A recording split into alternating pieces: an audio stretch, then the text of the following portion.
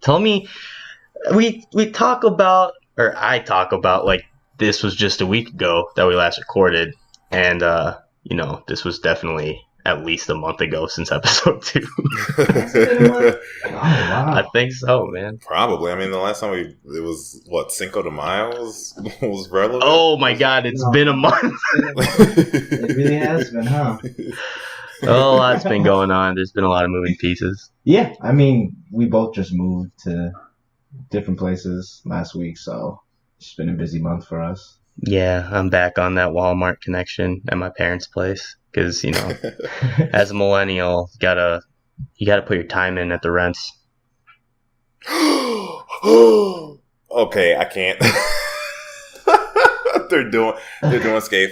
It's Skate 4. Everyone was nutting themselves about it, and now it's finally happening. You like Skate?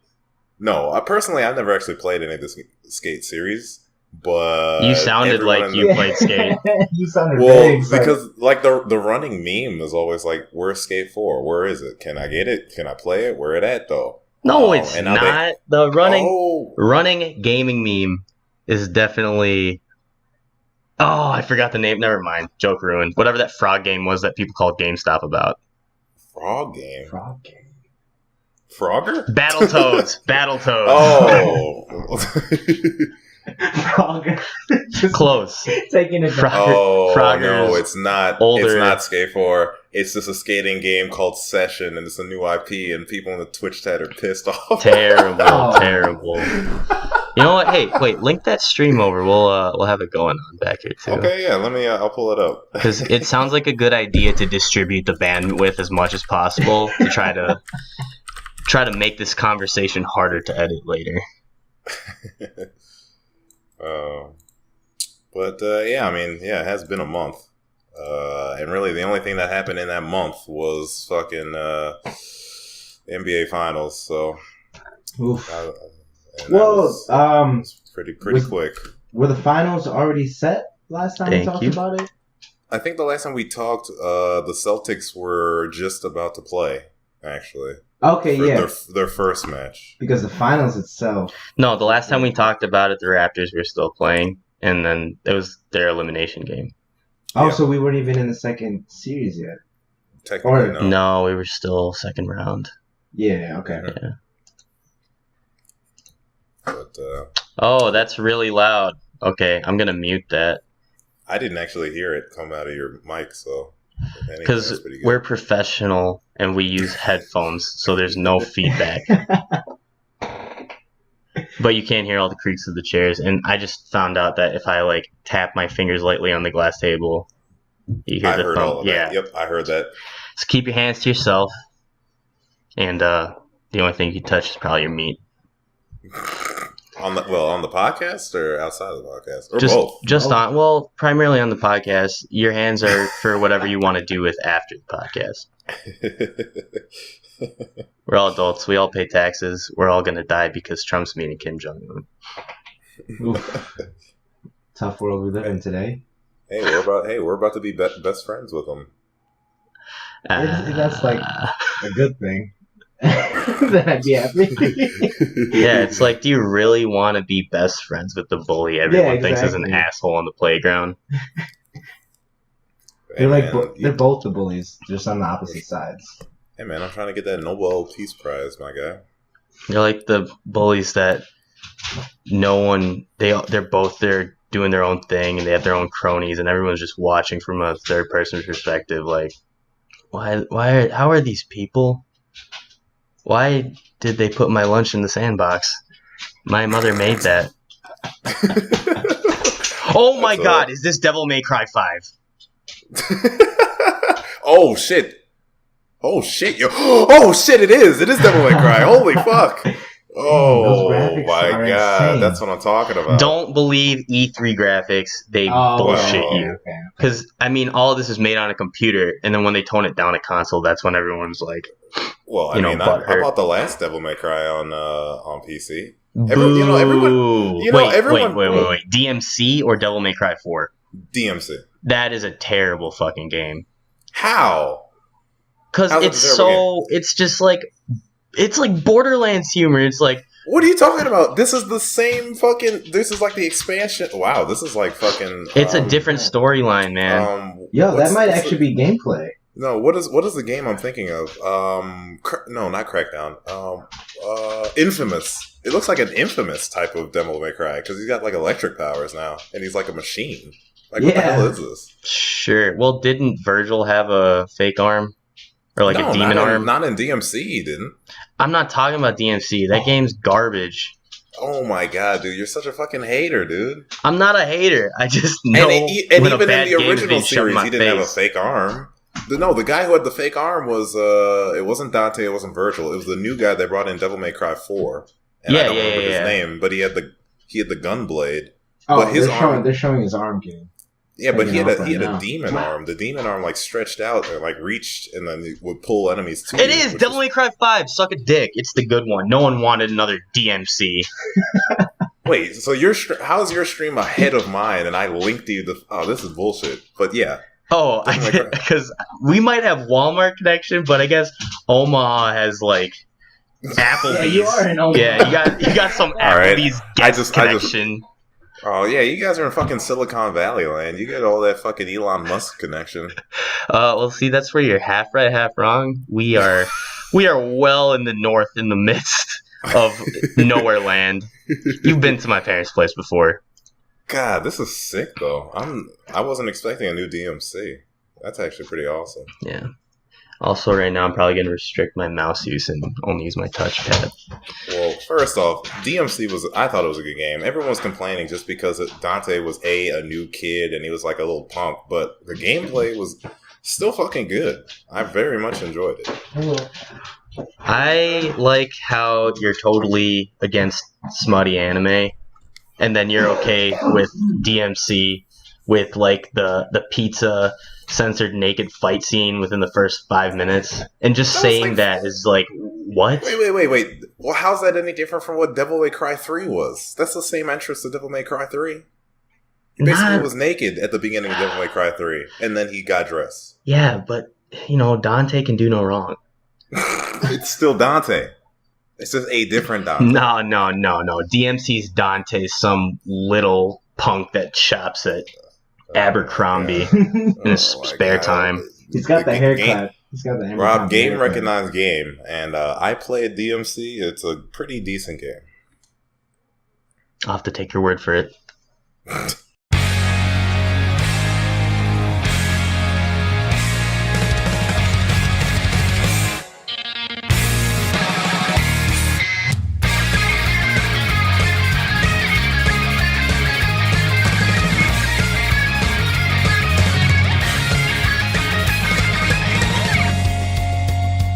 And with that, welcome back to the Neat Boys podcast, the neatest and boysest podcast in existence in the middle of nowhere, Illinois. E3 edition. E3 edition, subtitle, 91 Days Tap Dance Extravaganza. Joined by me, my fellow Mafia leader, Matt. What up? And my fellow Triad Emperor, because I don't know what their leaders are called, Braxton. Okay. And me, your Yakuza cosplay leader, Kazuma Kiryu, because we have the same hair. Rob. Is this Cuphead DLC? This is Cuphead DLC? Wasn't expecting that either. I don't know, but all these distractions might be a problem in the future. This is true. So this is this Cuphead game?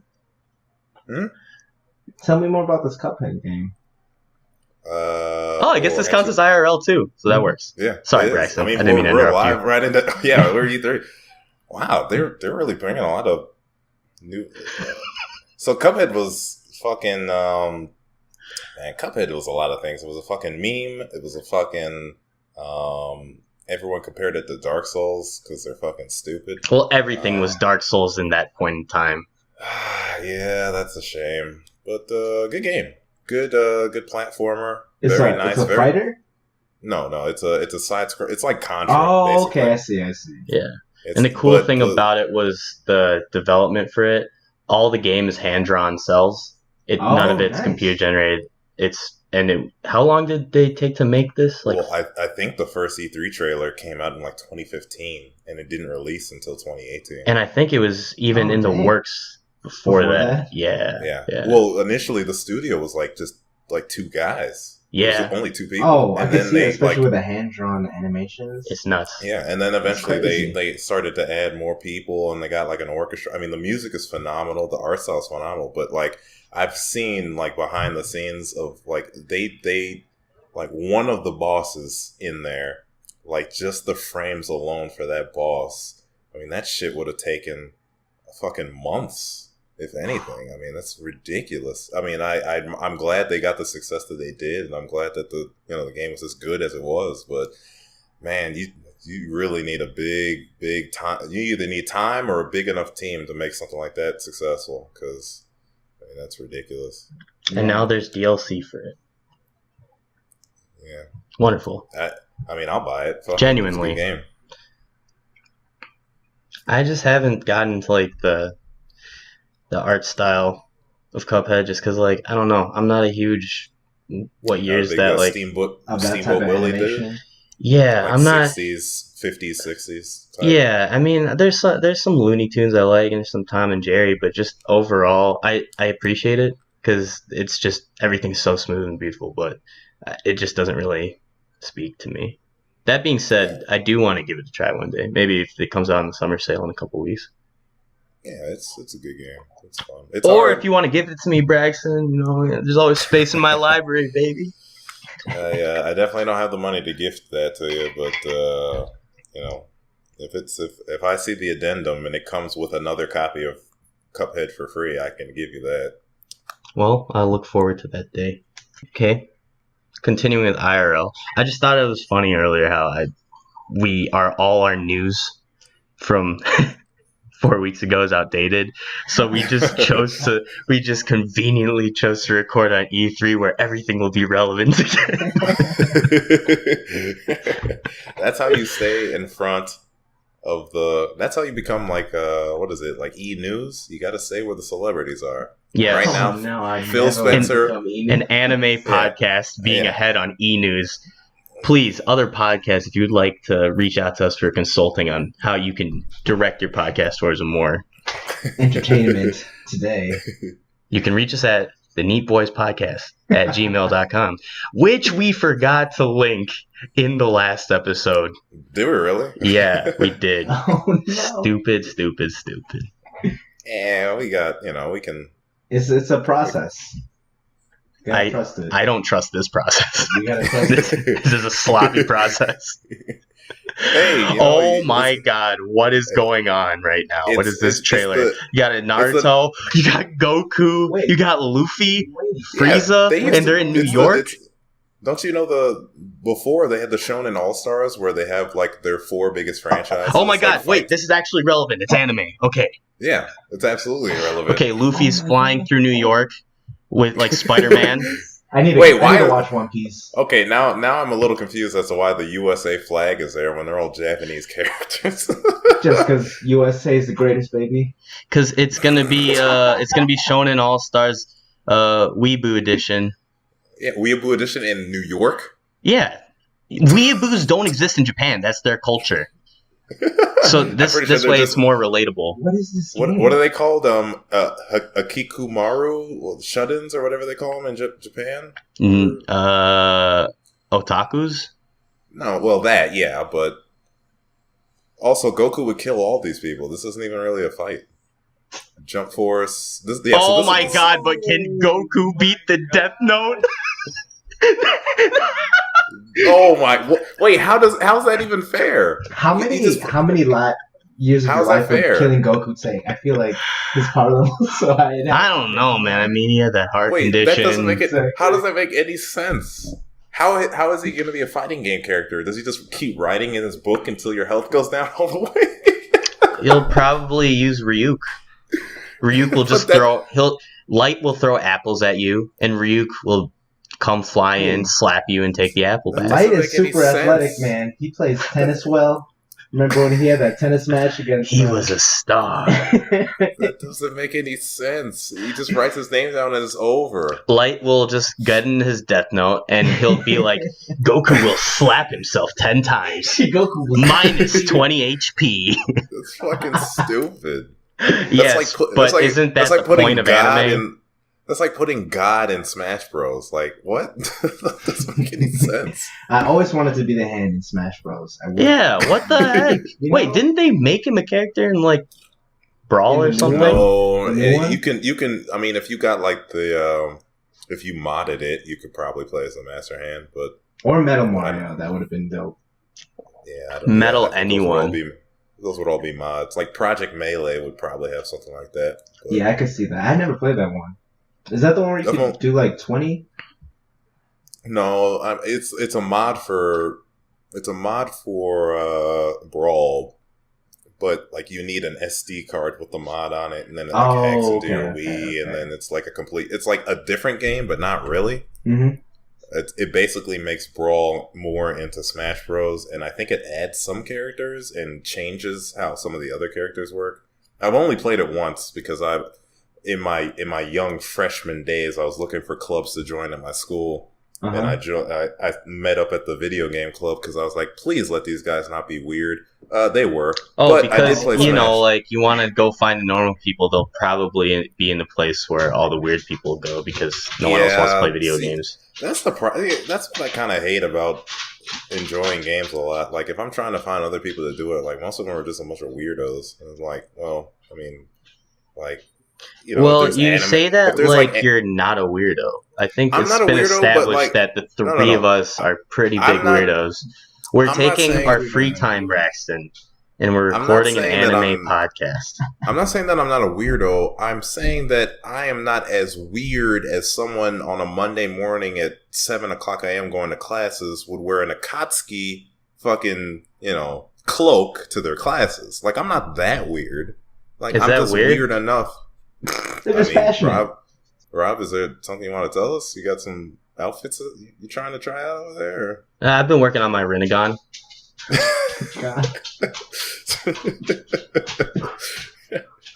I've seen more than my fair share of Akatsuki / Pikachu onesies / fucking Japanese dance off.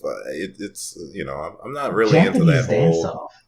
Yeah, where they play like that super Japanese music and then they all dress up in their cosplay and dance to it in like coordinated whatever. It's like that shit's weird to me. Like that's not what I'm about. But holy shit, what is going on back there? My dog's playing. Oh, Haku? Yeah. It's okay. I'll keep him subdued with my Rinnegan.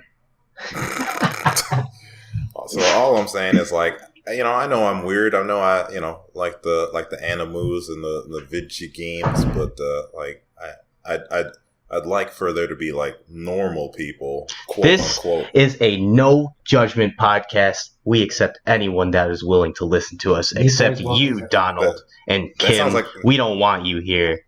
That sounds like a royal we, because I'll judge you on site. Don't worry about that. All right, viewers, if you had any hate towards this podcast, you can direct it at Braxton, our resident Triad Emperor. I won't care enough, so that's fine with me. Wonderful. All right, well, is there anything else, IRL, that jumped out to you guys recently? Nah, I mean, right now, I don't even know what this game is. I think it's Dying Light. Like, that game came out like years ago. Unless this is Metro, I don't know what this game is. So. I said jumping out to you, not crawling at you, wondering when you're gonna come give it a hug. And well, I guess Kanye's breakdown was in the past time. Within the past time we've recorded. Well, since the last time we recorded, not only has he dropped 1, 2, 3 albums now. 3? Yeah, 3 albums. What? Pusha T's album, his album, and his collab with Cudi all came out in the last 3 weeks. Wait a second. What do you mean Pusha T and Kanye's album? Well, because he produced all of them. Oh. And the Nas album is coming out next week. Or I guess in like a couple days. Oh my god. He just overworked himself, I feel. Maybe Yeah, not Kanye overwork is- himself, but he just had a lot on his plate. Yikes. And his meltdown, I believe it was on TMZ. Oh my gosh. Yeah, that That was was rough. that was the last time we recorded. That was when he literally did that. 4 weeks ago. Yeah. So News. yeah. That's what we were talking about last time. Okay. Well, let's just swoop over any headlines that popped out to us. Drake obliterates Pusha T. Pusha T then and ends then- OVO and Drake. Anything else you guys would like to add? I'd like to add that Drake took the L, and that's basically it. Kanye stepped in, basically said, "Okay, children, this is enough." Okay, I have Rob, I'm sorry to interrupt, but your meme came alive. What are you talking about? Battletoads. Shut up. Yep. No way. Yep. Brand new game. Stop. Body morphin genre mashup. 3-player couch co-op. 4K hand-drawn graphics. Oh my god. The meme is not just a dream. Battletoads 2019. There it is. I can't believe it. That's crazy. We just started recording too. And You literally threw that out as a fucking joke, and it's here. I don't know who you are, but if you're not regularly listening to this podcast, you're missing out on some spicy takes that are coming true. I next predict that Kingdom Hearts 4 will come out before Kingdom Hearts 3. You heard it here first, everyone. That's pretty funny. Jesus Christ! Wow, talk about a fucking crapshoot. That came out of nowhere. What a world we live in. I'm gonna go buy some lottery tickets right after we get into patch notes.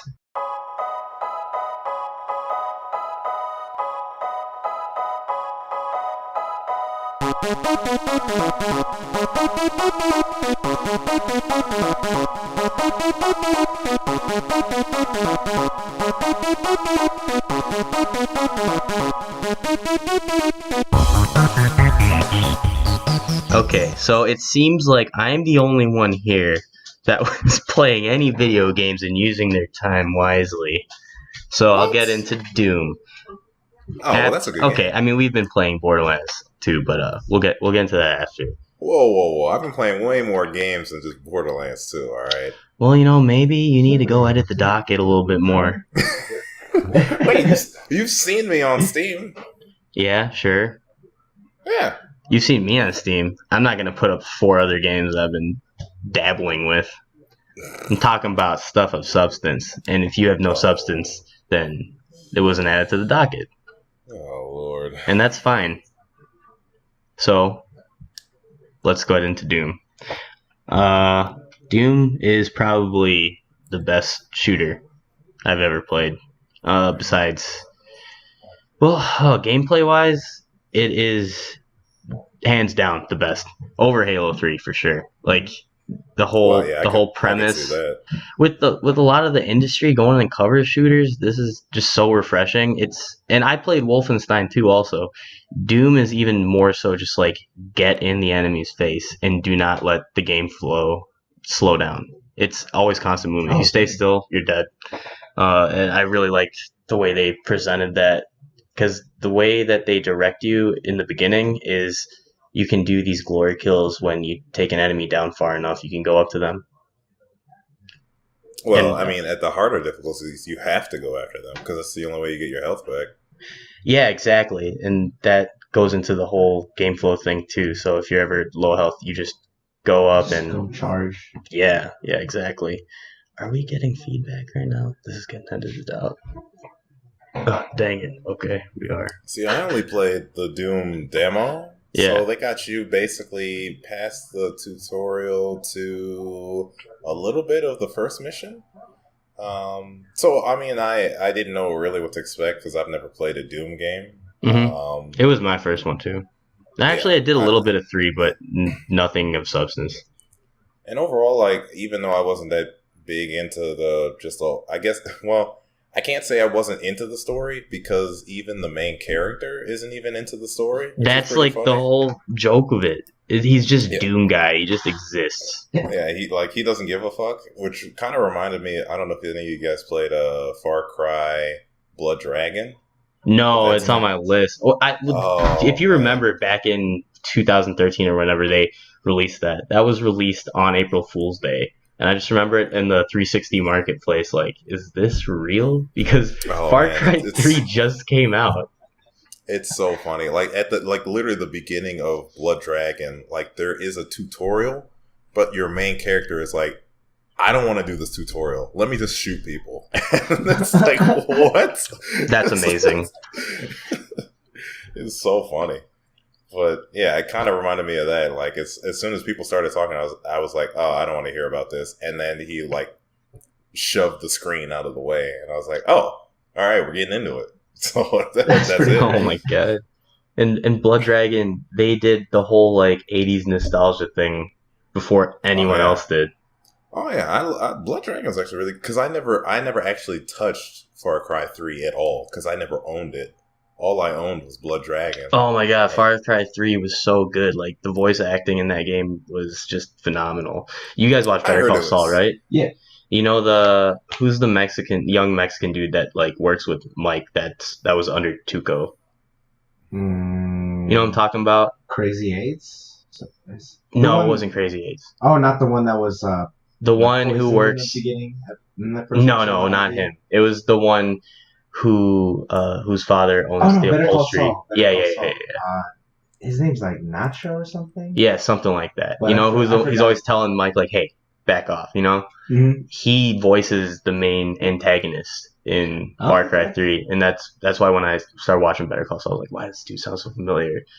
He's a phenomenal voice actor. He's so good. Okay. He's kind of got like a higher voice. Yeah. Okay, it's like Dante Bosco kind of deal. A little bit, yeah, like a Mexican Dante Bosco. Dante Bosco. Wait, is he even? I don't even know if he's Mexican. Shout out to Dante Bosco. I met him. Yeah, at Did you really? Yeah, man. Fashion show, huh? He came for the Filipino club at Marquette's convention kind of thing. Yeah, that's sick. I see him on Rooster Teeth videos a couple times here and there, so that's pretty cool. Dude, he did slam poetry as Zuko to Korra. Not Korra, Katara. Oh my gosh. Dang! It was so good. I think I might have it on my Snapchat log. I'll try to send it over to you guys. Are you kidding me? That's pretty funny. Yeah. I would have went if I knew that was gonna happen. Did anyone know that was gonna happen? It was gonna be.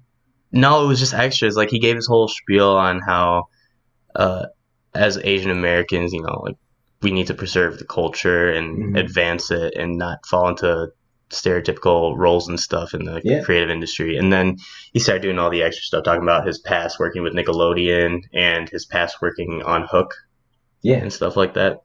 It was really cool. But like the Zuko stuff was just, I was screaming like a little girl. It was great. Oh my gosh. The first time I saw him on Hook, I was like, oh, a Filipino in the mainstream? I don't know if Hook was mainstream. We were pretty young when it came out. I think it might have been. I think it was. Robin Williams was in it. Yeah. Yeah, man. It was very unexpected, very cool. And he's a lot smaller of a guy than I thought he was. Oh, hey. Yeah, he's short. What's going on, Ryan? Is he really short? Yeah. He's probably like 5'6". Damn. Average height for Filipinos. I guess so. I feel blessed. Hey, Haku, calm down. We hear your tippy taps. You gotta stop, man. My Rinnegan is failing. Okay, so moving on to Borderlands 2. Me and Braxton have actually been going back onto this. I don't know if you ever heard of this game. It's a newer game. I think it came out recently around 2013. Yeah, no, I remember it. Recently? It's got the kind of really comic booky animation. Yeah, it's all like cell shaded and whatnot. It's some of the stuff on there is really on the nose, but the fun aspect of it is definitely just the whole class system and being able to group up. And the co-op has been a lot more The fun class than system, single player. as in like It's like a Counter looter Strike, sh- kind of, Ooh, where you have different types of characters you choose, or Yeah, so I'm the siren class, so I do like magic and stuff, I guess. oh, okay, I see. And then Braxton is the stereotypical soldier class, and he's can prop up a turret. It's pretty cool. So he just props up his turret and just watches us do all the work, Mhm. and sits in the corner and goes on Reddit and whatever he does. And then our other friend who plays is Edgy Ninja, who So I you thought can would be do, able like, to. stealth and- He's supposed to. Well, yeah, it would be if he didn't die literally every time. He tries Literally- to go in his tank, so like we're trying to carry him up in levels because his computer broke, and he's just going all in. And I don't think there was one group of enemies where he didn't die. But it was great. Shout out to you, Lewis. Keep doing weak sauce things. He literally dies like every 10 seconds. It's like, where did Lewis go? Oh, well, okay, he's dead. Oh, he's right at my feet. Okay. So it's more multiplayer focused instead of like having a story. Not necessarily. It just Well, it kind has of. a story. It's just you do it together as a Oh, okay. Yeah. And like Braxton said, it's a loot shooter, so it's kind of. looter shooter.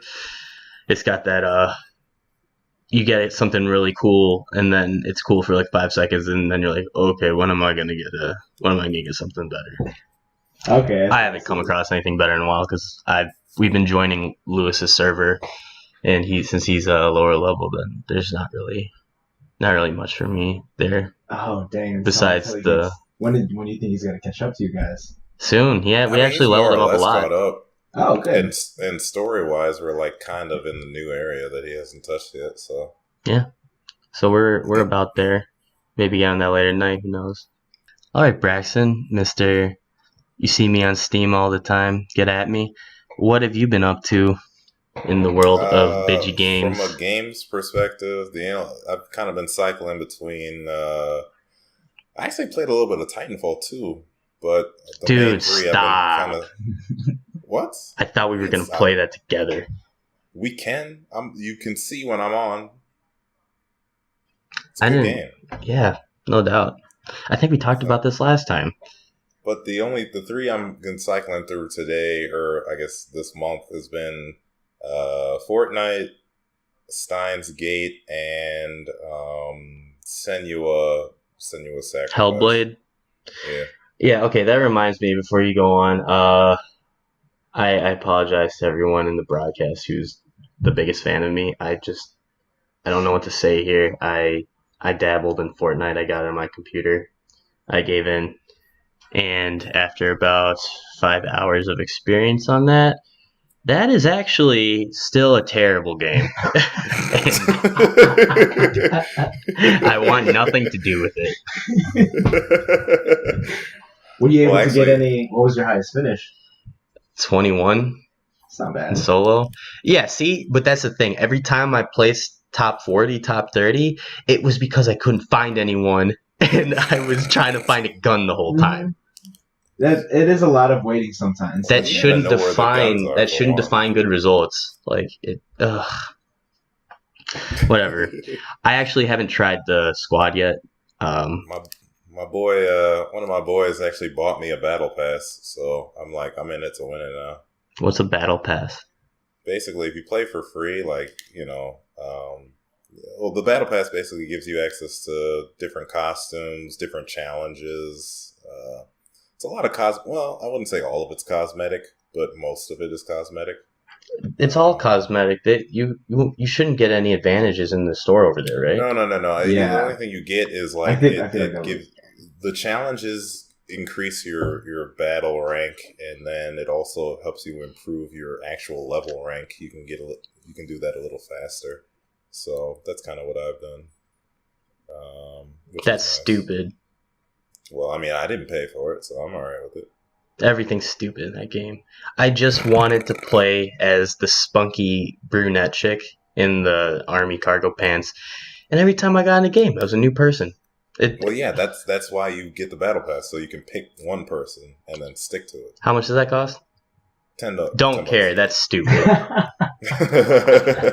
Yeah, that's why I'm glad I got it for free. Good point. Okay. I will say I don't really play those games, Fortnite or Players Unknown Battleground, but I really love watching those videos. Yeah, me too. I'm still a sucker for them. But that's just because they edit out all the running and stuff. Exactly. Yeah. I agree with you that it's very time consuming too. Mm. And then when you don't find anybody and don't find any supplies as well, the game is you're just running. And to be fair, my experience on Fortnite, I haven't played any PUBG. It did go by pretty fast when you die. Like, you get in the game immediately after Oh yeah. you're out of there. And I don't think the map is as big in Fortnite as it is in PUBG. It's so. not, because PUBG has vehicles, and Yeah. Fortnite does not. Well, actually, technically, Fortnite does. We have shopping carts. I just remember the most what's the frustrating shopping thing. cart? It's funny. Two people can ride it. It's so funny. Yeah, I see people just like riding the shopping carts, like doing it to like piss people off. They try to kill them. They either do that or they try to build giant ramps in the middle of a game just so they can play like the X Games and ride them. It's so funny. It's so That's fucking great. Anytime, like, I play a lot of the 20 versus 20 versus 20 mode. And like anytime someone finds a shopping cart, like that's all people will do is like fucking build ramps so that they can fly down. It's so fucking funny. Oh my god. What a dumb game. I don't know if I'll ever pick it back up. We'll see, Braxton. So it's just the concept of the game, just like I just don't like the mechanics, man. I'm on like, the guns I'm on kind like of every felt day, weird. more or less. So maybe PUBG is more of your style then. Maybe, but I heard the bullets are more RNG with that, so like the spread is a little bit more Mhm. unpredictable. The third person thing, maybe that's it. For PUBG? No, they just do have like- third person in PUBG now too. I forgot about that. Mhm.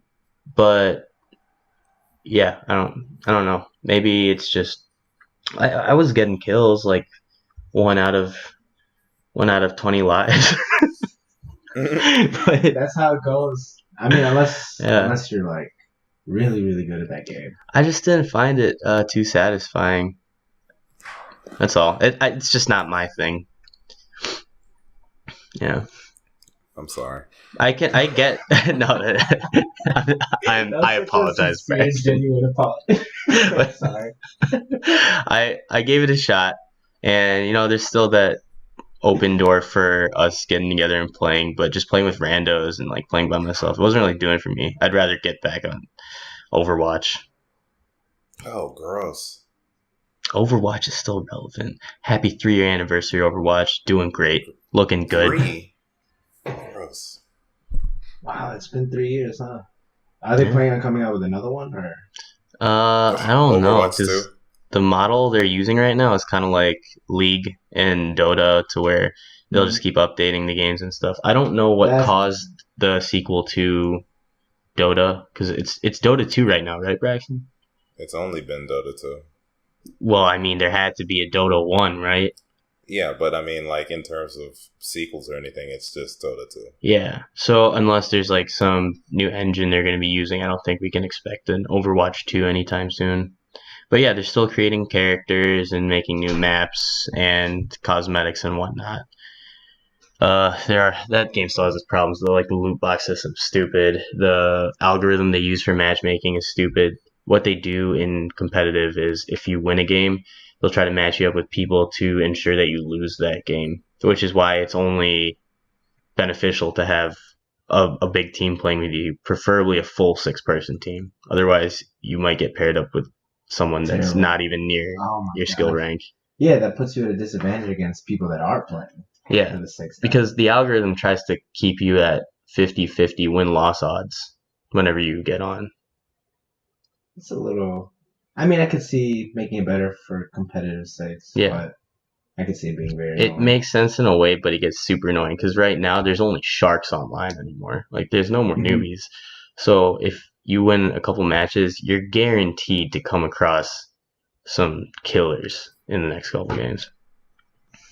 That's how it was in UFC 2 when I was still playing it. Oh my gosh, it's terrible. Yeah, man. Fighting games is even worse. It's like you got 3 weeks of flexibility, and after that, like, if you're not good, Oh you my better go God. hit practice. Like ground game, totally different beast. Yeah. But we won't get into UFC 2. Isn't 3 about to come out? Yeah. Three's out. Yeah, but Oh my for all 3 of the people that actually play that game. I know there's me and 2 other people, and those 2 other people are so damn good. And they're not even playing for real. They're just trying to get the glitches for their YouTube compilations. I'm convinced that UFC pays like certain people to just play it so that they just destroy everyone. But I'm probably just not good at the game. No, there's definitely a syndicate out there. Those same There people, definitely the same is. people are in Overwatch. I swear. And I feel like they have the sliders all the way turned up too, but I digress. Yeah. But sorry to interrupt with all that, Braxton. How's everything else been going? Tell me about your experiences with Steins Gate, because I haven't gotten any farther in that than the last time I told you, and you definitely started way after me. Where am I right now? I just ended it. They're trying to figure out how to send memories back in time now, is where they're at right now. There isn't much for gameplay, really. It's just kind of... Has it been visual novel, like explicitly visual novel? Yeah, more or less. I mean, your phone is kind of the way you interact for the most part. So, like, you may get a couple of emails or a phone call, and you can decide if you want to respond to them or ignore them, or kind of something like that. But other than that, the main game is just kind of listening to the dialogue. And I like the story. I'm kind of interested. I don't know how long or how many chapters it is, but I knew I wanted to at least beat the game and the sequel before I started watching the anime, because I heard the anime is really good. Dude, I'm pretty sure I've recommended it in one of the past episodes. That is like top 5 best animes out there. And it sounds like, at least for the anime, they got the same people who voiced the game to be in the anime. So yeah, I saw the first 7 episodes as sub, and then I found out they came with a dub, and I kind of want to watch that because I'm a heretic. the dub has a decent amount of Persona people in it that I could recognize anyway. No way. I think what's her name? Jeremy Lee's in it. Xanthi might be in it too. Xanthi Hugh. She might also be in it. I don't remember, but yeah, there's Persona people in it. Awesome. I'll have to look into that. I definitely saw that way before I started playing Persona. No, I probably won't watch the dub just because I'm so used to the Japanese voices in the fucking game that it'll just make more sense to me. But Okabe's laugh in Japanese is so much better than he English. fucking peaks like all the fucking time. Like, I don't know who was the fucking sound engineer on the game, but whenever he fucking laughs, like, it fucking peaks my microphone or peaks my earphones. Yeah, it's great. That's why I aspire to clip as much as I can on a podcast. But I think the way you're doing it is probably the way to experience Steins Gate. I don't know what came first, the game or the anime, but well, I heard... I would assume the game, because the game came out in like 2009, yeah? Oh, yeah. Came out. I think the anime was like 2013 or something. I'm not going to fact check. That's not something worth fact checking. But yeah, because the mechanics in the game really help the story develop more than just watching it as an anime, at least from secondhand experience through articles and stuff. So Matt, you should definitely get it. I'm pretty sure your Matt can run it. Mm-hmm.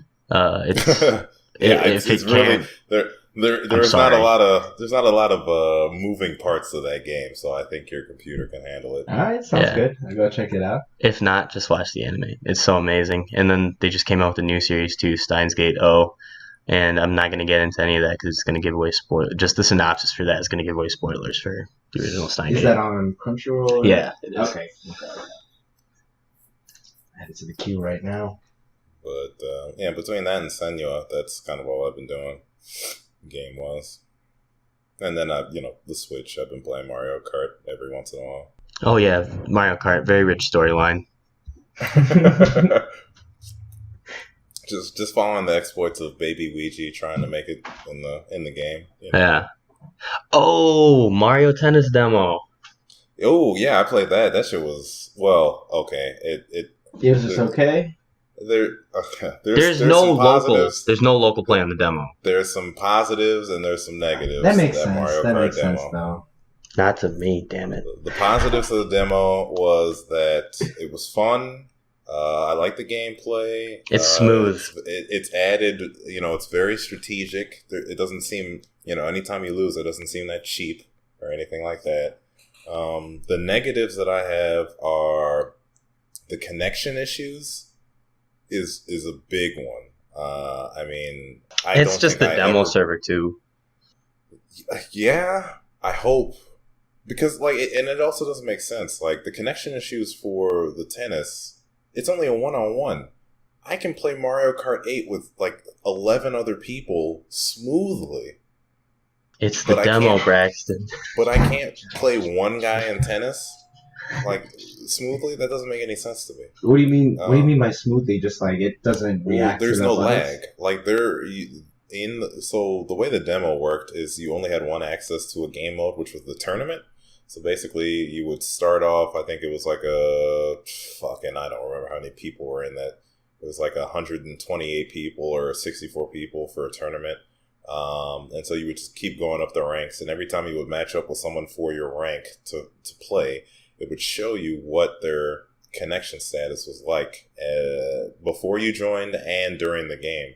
So sometimes you would join with someone who has 3-4 bars or something like that, and as soon as you get into the game, it goes to 1 or 2 bars. And so it didn't really affect me. I've won maybe 2 or 3 tournaments in the span of time that I played, but there were some games that we couldn't even play. People would get disconnected, and it's I don't understand how this happens when I play Mario Kart almost every day. And I very rarely get any lag at all from any of the other people who are playing. And I'm pretty sure it's peer-to-peer for Mario Kart 8, but I could be wrong. But I don't get it. It doesn't make sense.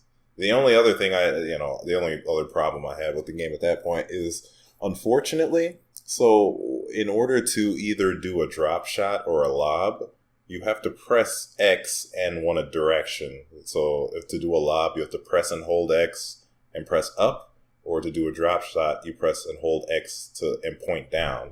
So that's great and all, but if you double tap X or A? X. It's X. Oh, and it's X on the Switch controller. So it would be triangle on a PS4 or Y on an Xbox, but it would be X on the Nintendo Switch controller, the top button. And so you hold it, press up to lob, and you press down to drop shot. But there's a new, I think it's called zone mechanic or whatever it's called, where if you press and hold R, you can slow down time. And also, if you have a charge meter and you press R, you can do your special shot. But you can also use your meter to instantly react to whichever direction your opponent shoots the ball at. Okay. So if you double tap X, your character automatically shoots across the court. So if you're trying to do a drop shot or a lob shot and you accidentally press X another time, then you're fucked. Which is the only thing. That's the only complaint I had about the game. If there was a way to change your controls so that if you accidentally double tap X, you won't go into the cross court function. But other than that, I thought it was a good time. It was fun. I like the tricky players. That's my bread and butter. And they don't have Boo in the demo. But I was gonna say you seem like such a Boo main. Yeah, they don't have Boo in the demo, but Rosalina was in it, and she was the only tricky player. So I was a Rosalina main for a little bit. Which of the characters did they have in the demo? So they had Mario, they had Peach, Yoshi, Waluigi, Rosalina, Chain Chomp, and his name was Spiky, I think, was the little dude. Oh, and Toad. Toad was also in there. Oh, damn. So they had a good amount of people. Yeah, they had 9 characters in the demo. Is the demo server closed now? Have you tried getting back on? It was only for last last weekend, I think. Oh, dang it. I got a chance to play like 5 hits in the tutorial. Oh no! Dang! Why'd they close it so fast? Is that what they usually do for Well, Nintendo? I don't know. It was only a 3-day event, and I think the game comes out in like what's the date today? It's the It's the 10th. so I think it comes out in like 12 days. Oh, okay. That makes sense. So I think they were just peppering people up. No get ready way. for the real game. I didn't know Yeah, it came I out think- that soon. I think it comes out in June. I could pull it up. I don't remember, but it should be coming out pretty soon. Very nice. Well, So overall, Mario Tennis, good game. I'll probably get it. I mean, Nintendo's event is Tuesday, so I'm looking forward to seeing what games they have out. are you? Is there going to be anything good? It's going to be Smash. It's going to be Hyrule Warriors. What? Oh, yeah, June 22nd is when it comes out. Nice. But yeah, Nintendo's conference, I don't know, man. No, I mean, I thought they took out. I saw a story where they were taking out domain names for a lot of IPs, so hopefully that comes to fruition. One can hope, but I don't know. Nintendo's coming out with their subscription service in September, or so they say, and I I just forgot about that. Don't remind me about that. it's such, I don't know where that company's going, man. That's kind of sad. That They were the last That- bastion. that was kind of the reason I was happy about getting the Switch. When did they turn online on? I don't even know what that date is. What do you mean? Well, when they start charging for online, They start in gosh. September. September. Oh Yeah. man. Or so they say. How much are they going to charge? 20 a year. 20 a year? hmm Okay. Well, that's not. No, not that's the worst dumb. thing Like in the you world. should, even if it's low, like you shouldn't support that. Like, what are we really getting from Nintendo services? 'cause- Nothing. I Yeah. mean, Nintendo could barely handle online as it was, let alone fucking getting charged for it. Yeah, and this the same connection that you were yeah. just like talking about, that you're going to be paying for that, really? Mm. Again, maybe a demo server thing, but I don't know. It's in its I don't know. infancy. Maybe it'll get better. I still It's don't think we weird should get because charged. I don't have a lot of games that I own that need online. I mean, I have Mario Kart 8 and Smash Bros. I mean, would be I'll- pretty fun online. Smash. Yeah, that makes Yeah. sense. But if the connection is bad, that kind of ruins the experience. But like current games out today, like I have Bayonetta 2. I don't need online for that technically. Breath of the Wild, that's a single player game. Mario Galaxy, that's a single player game. Like I don't really need online for anything except for like Mario Kart and tennis. Well, we're also thinking in just the scope of Nintendo games right now that they just came out with BlazBlue Cross Tag Team Battle or whatever, and I forgot- I yeah, forgot I that guess a game lot of was. people have been going for that on Switch. Yeah, I don't know. That's I don't know. they I mean, probably have some $20 stuff coming in. But yeah, $20. At the end of the day, I'll probably pay it just because I enjoy having Mario Kart as something just to play in the background. Yeah, but just the idea of it's so gross. Yeah. Well, they gotta keep up because you have to pay for both. PlayStation. Why do they gotta keep I up? don't- they Nintendo don't- never they has don't- sales. No. They don't have to keep up, but they're going to do it because they're a public company and they're trying to make some money. And they figure Mhm. if Sony and Microsoft are going to make all this money and we're not, something must be happening here. So they're going to go get that money.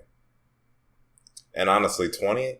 I mean, I don't even know how much Xbox Live or PS Plus costs. 60. So maybe 60 a no year? for online. 60 a year. Holy Really? shit That's for it? online? Mm-hmm. Xbox is Damn. more, right? No, I think it's the For same. 60 as online? well? Yeah.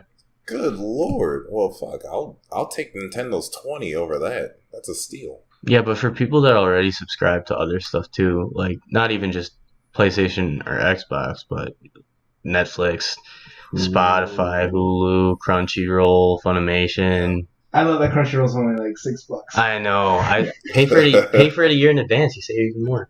Exactly. Yeah, it's great. We are not sponsored by Crunchyroll. Crunchyroll, if you want to sponsor us, we are an anime podcast, please. that was really all just Rob just begging because he loves it so much. Hey man, I don't. There are some things I definitely do not like about Crunchyroll. See, you can't. If you want to be sponsored, you can't say that. Well, maybe they should stop censoring some stuff. censoring like do you watch JoJo's? Titties? Yeah. There's a part in JoJo's Part 3 where they're gambling, and then Jotaro lights up a cigarette and starts smoking it, and then they just completely it's just such a ham-fisted censoring. They black out the bottom half of the screen so you can't see his mouth because he's only a high schooler. And I'm like, that's so needless, Which is why. But in 91 Days they were smoking. They were ripping. Oh, just because he was a high schooler. Yeah. Okay. Yeah. Okay. Oh, they were ripping cigs in 91 Days. That's why. Which is why I'd rather be sponsored by AnimeFreak.tv. If you want to sponsor us, that'd be cool. Do you donate to them? No. No one donates to them. No How are one they going to donates. sponsor us? It's free. Oh my god. I'm just saying, if there are the legal means to go watch a stream without any buffering hiccups or threat of it being taken down, why not go that way and support the creators as well? And I know it's not a lot going to the creators, but at least it's something. It's at least there's metrics there to be. I don't have any read. risk of Anime Freak being taken down. I've been using that website since I was in freshman year of college, if anything. I mean, it's everyone else that's been wanting to watch their shows too.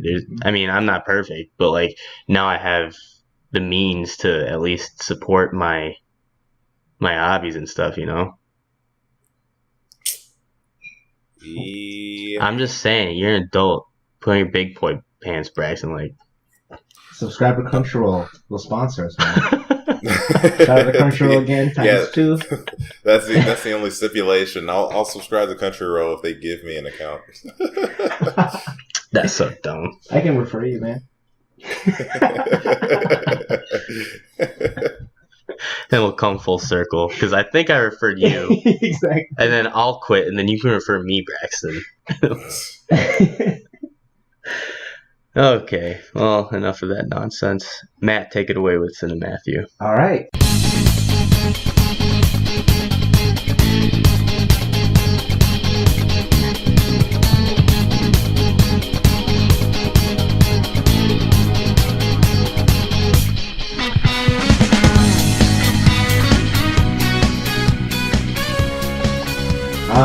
So we talked a little about this earlier, but I've been watching this show Westworld on HBO, and you guys should definitely check it out. Let me give you a little backstory on it. So basically, the environment is just like this theme park-esque type place, where you have the hosts, which are basically robots, but they're very human-like.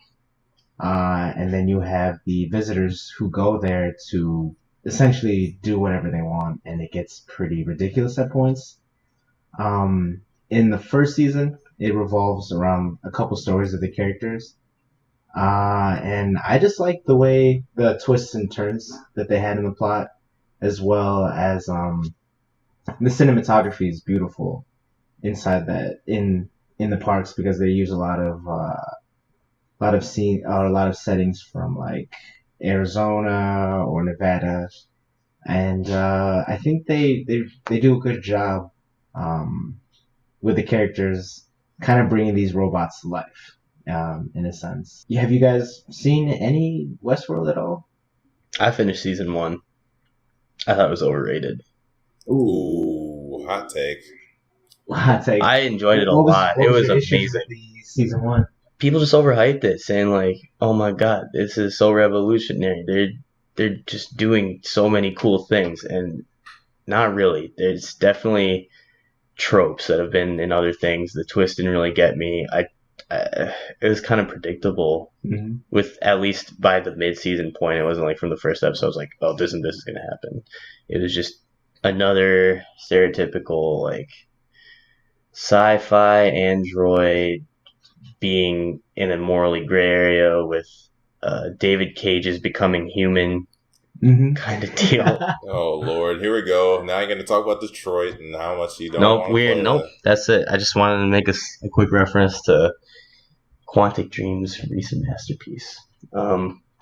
But yeah, like I thought it was an excellent show. The acting's phenomenal. The cinematography is amazing. I was just kind of sick of every news outlet and entertainment outlet just praising it. Yeah, like it didn't do anything extremely new. Oh yeah, I wouldn't say it wasn't revolutionary by any means. Yeah, but the performances by the actors, amazing. I think I really appreciate. And one of those twists was fantastic. But I don't think your story should be so driven on one pivotal or multiple pivotal points in the story that you didn't see coming. It shouldn't be like a story that relies on your twists to carry it through. You know, like come on, it's not 2000 anymore. We don't have to all be like Shyamalan. And to be honest, I like season 2, but it's kind of getting into that not necessarily predictable. It's more frustrating based on some of the characters' actions. Obviously, don't want to give too much away, but some of the characters are frustrating. One spoiler I will give away: it's not just Westworld. I mean, at the end of season 1. Yeah, I was about to ask you. Go on. Mm-hmm. And when they enter, I don't know if it's called Eastworld. Eastworld. It's Eastworld now. But essentially, one of the characters goes to a Japan-like world, and Weeb world. and that world was created to be way more brutal than Westworld was. I mean, because like in old Japanese culture, the way that the samurais were, they're just very brutal at times. Just like, seppukus, heads chopping off. It's pretty intense, and I really like the change in scenery because like you kind of get tired of the same old thing over again. I don't like cowboys. Would you say samurai were Japan's cowboys? In a way, yeah. No, I take that back. Well, I don't know. This is up for debate, right? Like, was it the samurai or was it the ninja? I guess, yeah. Like, I mean, when you think of cowboy, what do you think? Well, if anything, I mean, I would say, I would assume it's more samurai, right? Because at least with the cowboys and the samurai, like, they were out in the open, hired guns, like, hired muscle, as opposed to, like, ninja. I would assume ninja are more, like, stealthy. Looters, kind of. They were the like anti-samurai. Yeah. Like, yeah, they're, like, assassin types more so than, like honor. So are we talking like a one-to-one comparison, or are we just talking about cultural icons, like how there's pirates and cowboys? Because ninjas fits that role. Yeah, they do. But if we're talking one-to-one comparisons culturally, then samurais do too. I think we've digressed too much, though. We did digress too much. But if you haven't checked Westworld out, definitely give it a watch. It's on HBO. New episodes every Sunday. I think the season's coming up to a close. I'm not sure how many episodes they have left. But it's in a weird place right now, and I'm wondering what the new twist is going to be, because there's a lot of twists in that show. Yeah. Some may even say they relied too pivotally on their twists. Yeah. I could agree with that. But good to hear. Westworld Season 2. I think I'm turning Japanese. Looking forward to starting that up. Does anybody bang the robots or what? Oh my god. You need to watch Season 1. Okay, yes. So that answer is yes. Short answer, yes. That's just the tip of the iceberg. There's definitely a part later on in that season where it sounds like there's an orgy literally in the first episode. Multiple times. Not getting it. Well, okay, getting into it, then yes. The context you'll have to find out, though. Oh, I don't need a context for an orgy. Let me be clear. Oh boy. All right, but moving on.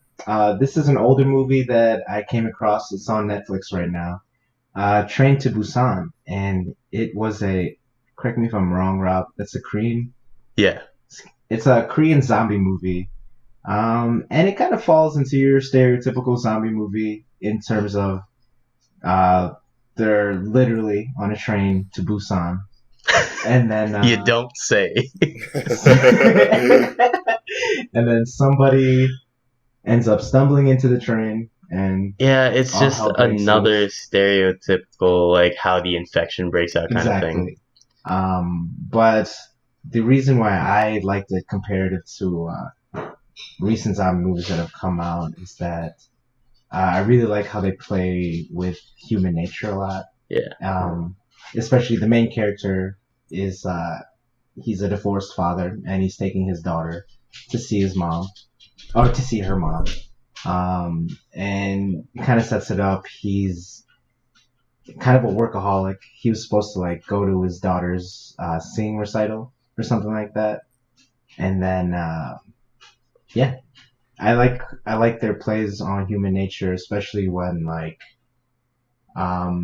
they're fighting for survival. It's not your typical just like we gotta run and we gotta attack. Like sometimes they're like, hmm well, we gotta shun these people out and kind of deal. That's what I love about this movie. Like Hmm. it may be a stereotypical infection movie, but there's rules that are established, and they fall back on these rules every time they get into a situation, and they Yeah. never break them. And it's not like your typical uh, gore fest zombie movie. It's actually pretty tame in terms It of is. gore and blood. It is. It's more so just about the losses and following those rules Yeah, and whatnot. it's more animated with like the gore. You know, it's not like Yeah. super realistic like The Walking Dead, hmm which kind of gets a little disturbing at times. Definitely. But I kind of liked how the zombies were in this movie, No, they're amazing. and I loved just the overall characters in general. Like they all had like pretty believable performances if like something like that was to happen. I mean, like we are talking about with the rules that they had Uh, and stuff like that. You know, instead of just like we gotta run to this island because like that's gonna be the safest place. you yeah. know? Braxton, have you heard about this movie at all? I have not, and I was looking up on Wikipedia here. It's on Netflix, so you can go check it out. But one of the rules that I really liked was that the zombies they do not move at all in the dark. Mm-hmm. But once you're visible, they'll just come straight after you. So Mhm. they have to think of creative ways to get around this and further progress the story. One of the scenes takes place in a train tunnel, and that's all I'll go into. You can use your imagination for the rest of that until you watch the movie. It's very heart wrenching. I mean, for how short the movie is, it's only like an hour and a half. It gets super soap opera at the end. Oh my gosh, for real. But like, you become invested into these characters, Yeah. and like, they don't really have any backstory for it. I mean, obviously that little backstory with the dad being a workaholic and being divorced, but that's about it. But they find a way to really make you root for the characters, kinda. If you're looking for a zombie movie to watch, this would be a good one to watch. So moving on, a new Star Wars movie came out. I know you guys haven't watched it yet. Solo. Nor do I plan on seeing it anytime soon. Probably You should won't watch see it. You until should it's like watch on a it. plane or something. Yeah, I remember you saying that before.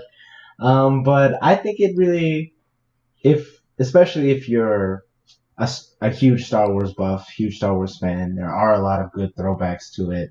See, as a huge Star Wars fan, I think I'm doing myself a service as putting this movie off as long as I can. I would watch it. I would watch it. Because after I watched it, I just felt very nostalgic, especially with episodes 4, 5, and 6. There's a lot of like shout outs to why Han is the way Han is in those movies. Mhm. And obviously it's going to be hard to replace Harrison Ford because like he did such a good job in the original episodes. But I feel like this guy did it justice. Obviously Donald Glover as Lando was awesome. He did a really good job. The only reason I want to see that movie. Mm-hmm. And I just think it's good. And there's a huge spoiler towards the end, or there's a huge what's it called? Because they're Cliffhanger? cliffhanger kind of. I don't know if Foreshadow. they're necessarily going to make a new Solo movie. But I know that they announced there's going to be a standalone Obi-Wan Kenobi movie. I think that the cliffhanger they left is going to be geared towards that. Oh my god, if it's not Ewan McGregor, I've lost all hope. He wants to. He really wants to do it. Oh my god. How old is Ewan McGregor? It doesn't matter. He's a beautiful man. Yeah, And he can, always. Yeah, I think he's getting to that age where it'd be perfect for setting it up after Solo, where Solo was in the timeline. Because I want to say it so bad, but I won't say anything. Please don't. But I definitely give it a thumbs up, and you guys should definitely watch it. I'll go give it a shot once I finally see Infinity War. You gotta see Infinity War. Great movie. Oh man, do you want to give any quick thoughts that we didn't touch upon last time? Because I know last time you didn't see it yet either. Oh, I didn't. Like I said, Maybe you did. Maybe I did, but it gave me hope for potentially a live action anime movie. Okay, we definitely went into that. I think we were Yeah. texting about it like a couple weeks back. No, I think we even discussed it on the podcast. We did. Yeah, because I was like, after I saw Man of Steel, I thought to myself, why is there not a possibility for a good live action Dragon Ball Z? Oh, exactly, because Man of Steel was very good for Dragon Ball The Z. fights were so anime. But Doctor Strange, there's this one scene in Infinity War where he multiplies himself. Yes. Oh, you finally saw it. Thank God. Yeah, that was the fucking Yeah. most Naruto shit I've It was ever very seen in my seamless. fucking life. There were like 100 of Doctor Strange around Thanos, and they all like threw a lasso around him, and it just looked beautiful. Oh, the old Shadow Strange jutsu. Exactly. The old Kage Bunshin no Jutsu. And they did. Wait, is that the sexy jutsu? Oh, No, okay. that's the fucking Shadow Clone Jutsu. Sexy Jutsu is hilarious. I'm pretty sure sexy Yeah. Jutsu is sexy. And I want to see that in a live action where the nosebleeds. No, I don't need that. Like that is specifically meant for the medium of anime. It is. Just like all the voiceless expressions. I never understood the whole bloody nose thing. Like, does that happen? Has that ever happened to anyone ever? It's happened to me, but not under those circumstances. I think it's just a cultural thing for them. It's got to be because it's in multiple animes where they have the nose just like bleeds. And So you're telling me if I go arouse a 100% blooded Japanese person, they will nosebleed? it's mostly the men, right? Well, no, it only happens if you're hot and or you're perverted. This is true. Again, I This is repeat true. my statement. Maybe I fill out one of those things, but I for sure think there's a good chance I can make it happen if this is a real genetic thing. We need to find out. How did they not pass out after that large amount of blood? Just So anime. so anime. All right. What would you Well, give Solo out of 10? Out of 10, I'll do a 7. Okay. What did 7 you out of give 10. The Last Jedi out of 10? I gave The Last Jedi a 5. Okay. Yeah, this sounds about right. All right. That's probably fair. Yeah. That's probably fair. Like I told you guys before through text, It's an average. for the new generation of Star Wars movies, I will put Force Awakens first, Rogue Yeah, that was a good One, movie. Solo, and then That was and also a then, good movie. Last Jedi. All But right. in the overall scheme of Star Wars, I won't get into it. Yeah, we don't need to. Phantom Menace was the best one. 100%. Mr. Jar Jar Binks. Oh god. All right. Oh. Can you transition us, please, already? Moving. I was about to say, can we that's the transition. Just get That's the out of title. this That's the topic title right there. immediately. Moving on. I haven't seen the movie yet, but let me know your takes on Deadpool 2. Oh man, it's funny as fuck. It's good. It's a good movie. Unfortunately it in no point in that movie does it tie at all into the MCU. So The current for MCU. that, don't. Yeah. I kind of like it not being in the MCU. Oh, you know what? I apologize. You're right in saying that. I keep thinking MCU is just like the Marvel universe in general. Yeah. No, I'm just saying like the Yeah. Well, Infinity because War people. they haven't added any X-Men to the MCU. Watch Except for Deadpool 2. Silver. Oh, in the MCU. What's his name? Quicksilver. But And then, is Scarlet Witch in X-Men? I think she is as well. I don't But Quicksilver is in both Hmm. the new generation of X-Men movies, played by that guy from American Horror Story. You know Yeah, what I I'm talking like about? I like him better though. Oh yeah, well, because the other guy, The other guy is he's like not as funny. so Hollywood. Because Quicksilver is supposed to be Magneto's son. Yeah, he's supposed to be a dick. Yeah, exactly. Because he never knew his dad. Uh-huh. Sad. I mean, Quicksilver also died in fucking. Whoa, Ultron. spoilers. I think they tweaked his character in the X-Men universe. He's still alive and kicking, I think. Running. The X-Men universe, yeah, what was the last one he was in? Apocalypse. Apocalypse. Yeah. I always enjoy his scenes. They do a lot of creative stuff with him. And he's just a good actor. He's very versatile in Yeah. his acting. Because Was that 2 years ago? Yeah. Almost 3. 3 years ago, I could Yeah. see that. 2015, I think. Dang. Yeah. I will miss Hugh Jackman as Wolverine. Just one more. Give us one more, Hugh.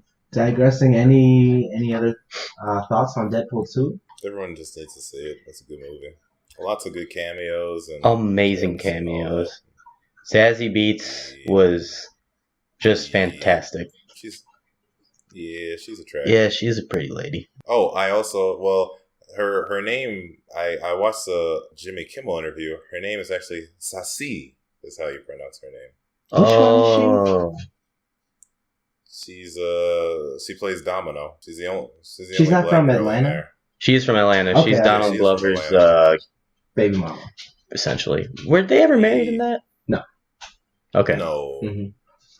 Yeah, that's her. She does a great job in this. And she's got like this Sassy. bi-eyed thing going. It's surprisingly hit a lot of boxes for me. She's I'm so glad that Deadpool didn't fall into that like sequel trap where the sequel isn't like as good as the original. I wasn't even worried about it doing that because the direction they took for one, like, they never take themselves too seriously. Exactly. Yeah. Exactly. And I feel like that's very true to Deadpool Yeah. in his ability to break the fourth wall. Hmm. You know, so I feel like it's hard to take that serious. And you know how a lot of Marvel movies do the thing where there's like scenes post credits? They do that with this. And since they were keeping the fourth wall stuff so tame during the movie, they just go all out in the They extras. kept it a little bit more tame. No. They saved it all for the extras for breaking the fourth wall. And if there's any reason to go see that movie, it's for that last scene. Yeah, I heard about some of them. It's amazing. Yeah. And yeah, like Braxton said, the cameos in it were just insane.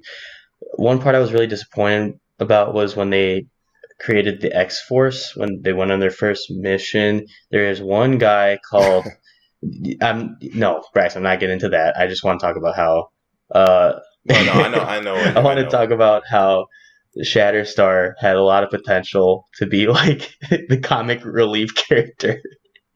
And that thing's just didn't expand enough for him to do that. Dang. It expanded in a different way. But yeah, the Ryan Reynolds, amazing performance. The story was really good. Very up-esque beginning to the movie. Just starts off. It goes off one way and then changes completely. Okay. Yeah, definitely as my recommendation. Very happy I saw that over Infinity War, just because I also haven't seen Thor Ragnarok, which I found out is actually on Netflix. It's on Netflix now? Yeah. I'm gonna have to check that out. Already? Yeah. Wow, that's good.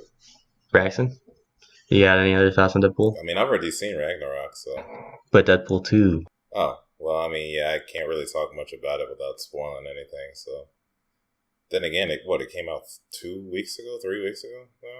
Something like that? Doesn't matter. Don't spoil it. Alright. Yeah, I'm not... So let's go ahead and Fight do scenes were this. awesome. Out of 10, what would you guys give Deadpool 2? Probably like a 8.5 or something. I give it an 8. It was amazing. Didn't do anything that like blew my mind. But it was just a good movie. It was better than a good movie. It was fantastic. Okay.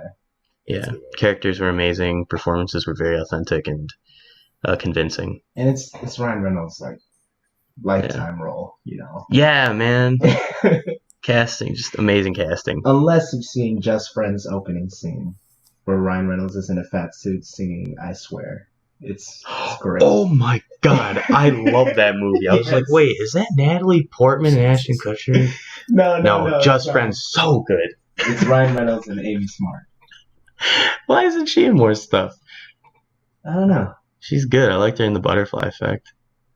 Wait, Amy Smart. Yeah, she was in The Butterfly Who's Amy's? Effect too. Yeah, okay. Mm-hmm. Yeah, that was a great movie. Yeah, I don't know. Lord, that fell off. The movie's got like a 40% on Metacritic. No, we're not talking. We're talking about Just Friends or Butterfly Effect.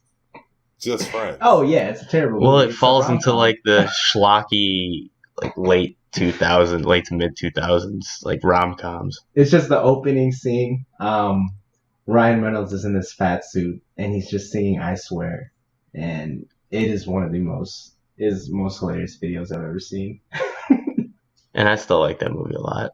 Like, you know, you have both ends of the spectrum where you're going to come across really good, like 85% or more movies, or just the terribly rated ones that are like 40 or lower that are still enjoyable because of how bad they are.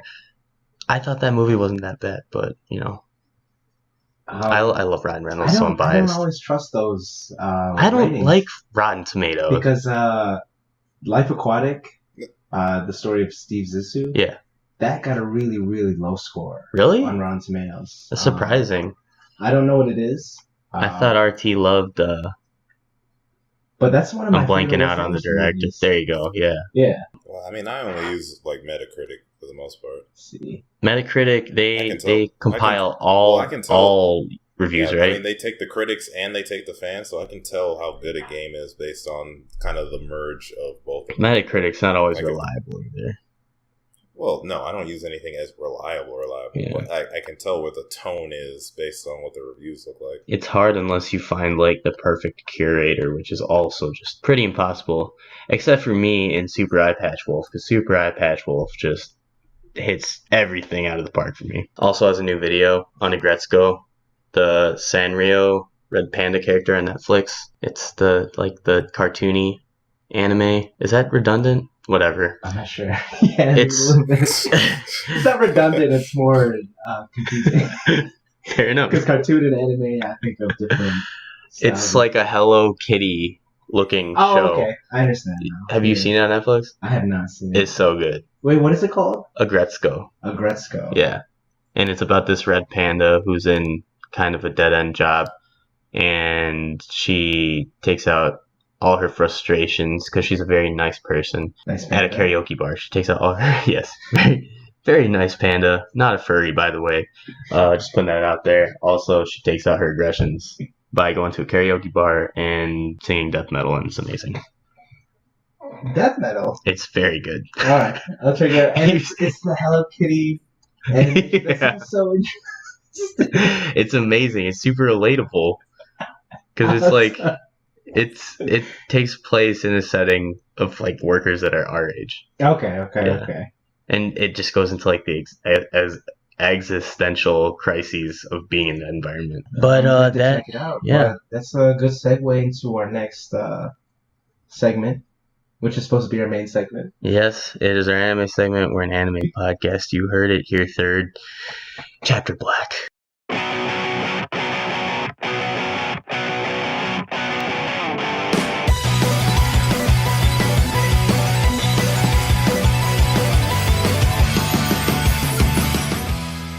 All right, folks. So 91 days. Give me some of your takes. Well, Braxton, you led us down this path. Do you have anything? Yeah, it was good. It was a good run when I went through it the first time. You didn't rewatch it with us, did you? No, I didn't have time. Okay. But I mean, I remember the story, so it's not like I didn't really forget anything. Yeah, those Steins Gate text boxes aren't going to click themselves, you know? Actually, I could have put it on auto run, but sometimes I just like to sit back and read at my own pace. So Yeah, I hear you.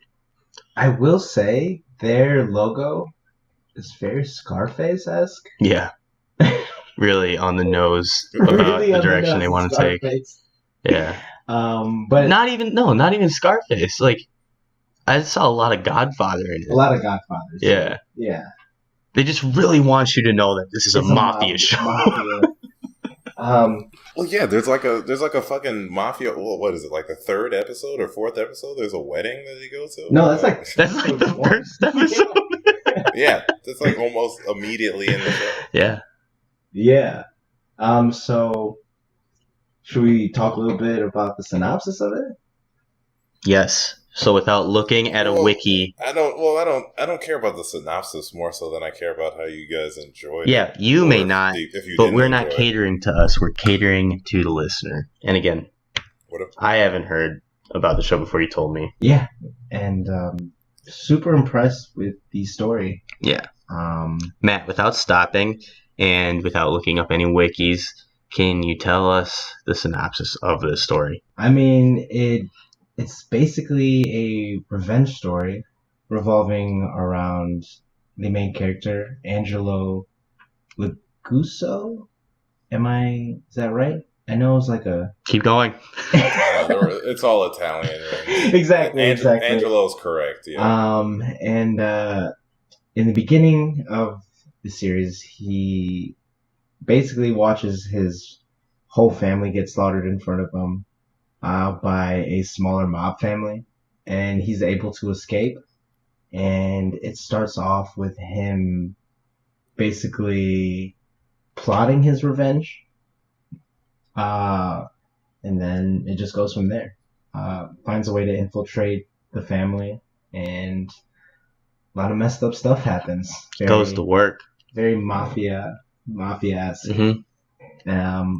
I really just love the twists and turns of just like what he was planning and the deception he needed to kind of portray to make sure that he wasn't outed, essentially.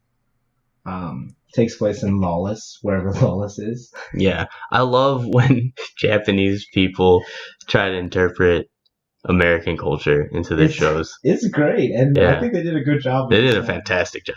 But yeah, like, wherever the hell Lawless is, that was a very convincing place in terms of just being immersed in their culture and what goes on over there. And then they even had ties to Chicago, which I thought was pretty cool because, like, when do you ever hear about Chicago in anime? No, never. Yeah, Never. really, never. Unless they're being used as the example for the kingpins of Prohibition. Exactly. Well, I mean, I would assume this is kind of the time frame for it because they had a whole distillery. Oh yeah, definitely. Yeah, I forgot to mention this takes place during like the, what did you say, 20s, right before Prohibition ended. No, yeah, exactly. Yeah. So there's a lot of tie-ins to that, and I like how it wasn't all just a revenge story. Some parts of it were, how can a organized group of crime make it up in the world and run a prohibition business? Mm-hmm. That was pretty cool. All in all, I thought it was definitely worth watching. Oh yeah, definitely. Some really good character performances there. Oh yeah, my favorite character was Fango. Oh, Fango's so good. Fango is a creep. He's a creep. Yeah. And before we get into the nitty gritty of that, I like how you picked the craziest dude in the fucking show. Oh yeah, yeah, he's great, and there's a lot of great scenes with him. Oh, I wish we recorded this sooner. I'm having trouble picking up all the characters' names now. Well, there were so many characters. I definitely couldn't tell you all the character names right now as it stands today. I could probably tell you most of them. I'll pull up a list so we can get into it, because I used to know like some of the heads of the families and all that, but I couldn't possibly do that now. Yeah. So the families I remember are Don Orco. He was the fat one, the one that always was like obsessed with eating the perfect lasagna. Yeah. Then you have the Venettis. Yeah. There you go. Which is the family that is Venetti. that Angelo's trying to get revenge on. You have the Galatias from Chicago. That was the wedding scene. They were connecting the Venettis and the Galatias. And I think those are the main families, or was there another one? No, those are the main like mafia families. Pretty sure. Was there another one? Just within Lawless, there was always Within the Lawless, it was just those Orcos two. versus Orcos and the Venettis. Yeah. But where was Lawless? Was that because I know it was near the border some of fictional Canada. place. It had to be, right? Mm-hmm. Maybe I got like Northeast vibes, Like New York-ish. New England-ish I kind of can see stuff, that. or maybe it could have been Michigan. Who knows? Yeah. Could be that too. It's not too far. We're not as far from New York as you think. We're pretty far. I mean, it's only like Me and my family drive out there, or we used to it's drive a long out there. drive. It's like about Yeah. 12 hours. The Wright brothers did not invent planes yet. Wait, did they? I think they were jumping off cliffs at that point, trying to You'll invent have planes. I don't know history well enough. Wright brothers was early 1900s, right? Yeah, Okay, yeah. No, they were still in I'll Kitty say Hawk. yes. we didn't have planes in World War One. We are not a history podcast. We are an anime podcast. Please forgive us. Please fact check. Don't take what you hear. 100%. So, out of 10 mafias, how many mafias? How many mafias do you guys give this one? I would give it probably 8. Okay, 8 mafias out of 10 mafias. 8 out of 10. It's pretty good. movies. I'll give it a Al Capone out of Mafias. Nice. Is that a 10? No, I wouldn't say he's. Would Al Capone be considered a 10? I think there were probably better mobsters than Al Capone. Yeah. Al Capone ran Chicago. Dude, Al Capone was Scarface. Yeah. So a 9? A 9, you're saying? Well, I mean, I'd give it less points for that last episode just because I didn't really care for it. Honestly. Oh, like the flashback episode? Yeah. We'll get into really that. For that. Yeah. I didn't really care for that episode, but yeah, I thought it was pretty good. I think that was more so if you were like interested in seeing the origin of the families being made. Yeah. Like it's what do you call those? Timepiece? I don't know. Yeah, because it didn't really like add anything to the story at all. What? The last episode, the flashback. Oh, we're talking about the last episode. Yeah. I think it adds to the story. It's just a matter of timing and where it was where it was presented. But yeah, we'll get into that. Mm-hmm. So I just want to give a warning out to a spoiler warning out to the listener that we will be getting into details about this show. We will add a timestamp in the description. So now in 10 seconds. Screw it, I don't have my timer out. Okay, in 5 seconds. Well, I mean, if we'll we're get taking into the nitty gritty. Oh, well, if we're taking this little break, maybe I can grab another bottle of booze and get in that. We'll start the spoiler cast in 5, 4, 3, 2, 1. Okay, welcome to the 91. Oh, damn it. Am I recording still? Yeah. Oh, okay. Welcome to the 91 Days spoiler cast, where we will be talking about 91 Days in detail. All right. I really want to try Lawless Heaven. Yeah, me too. Delicious. Oh my god. Because when I saw that they were drinking Canadian Club whiskey, I'm just like, ew. It's not Canadian Club whiskey's not bad, but is it a real brand? It is a real brand. Canadian Club? Yeah, I guarantee it's a real bland. Real bland. Nice yeah, Freudian slip. Get it. It's bad. It's real bland. And this is important to us being the Neat Boys podcast. I don't know if you guys know about the origins of our name, but we are Neat Boys because we crack open a nice bottle of whiskey. None of that Club Canadian stuff. And, oh wow, that looks terrible. 6-year-old Club Canadian, $130 on eBay. Okay, bro. I think they did touch on that too. They're just like, here's some 6-year-old aged whiskey. And it was a Canadian Club whiskey, and they're like, ugh, try this Lawless Heaven. Yeah, wait, who's the Venetti son? So what's his name? Oldest son is Vano. No, not Vano. Yeah. Nero is the middle child. Nero. Yeah. Nero is the middle child. Braid is the youngest brother. Yeah. And Fio is the daughter. Yeah. Wait, My what favorite. happened to Fio? She's just gone. She just left. They after Galatia died, they shipped her off to Chicago to be taken care of.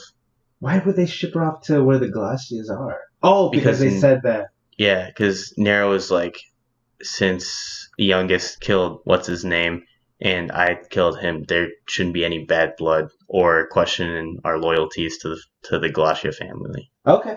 Yeah, and then we just never heard from her again. So I mean, like, what did you guys feel about his revenge plot? I mean, is it believable? We're talking about Angelo. Angelo. What's his real name?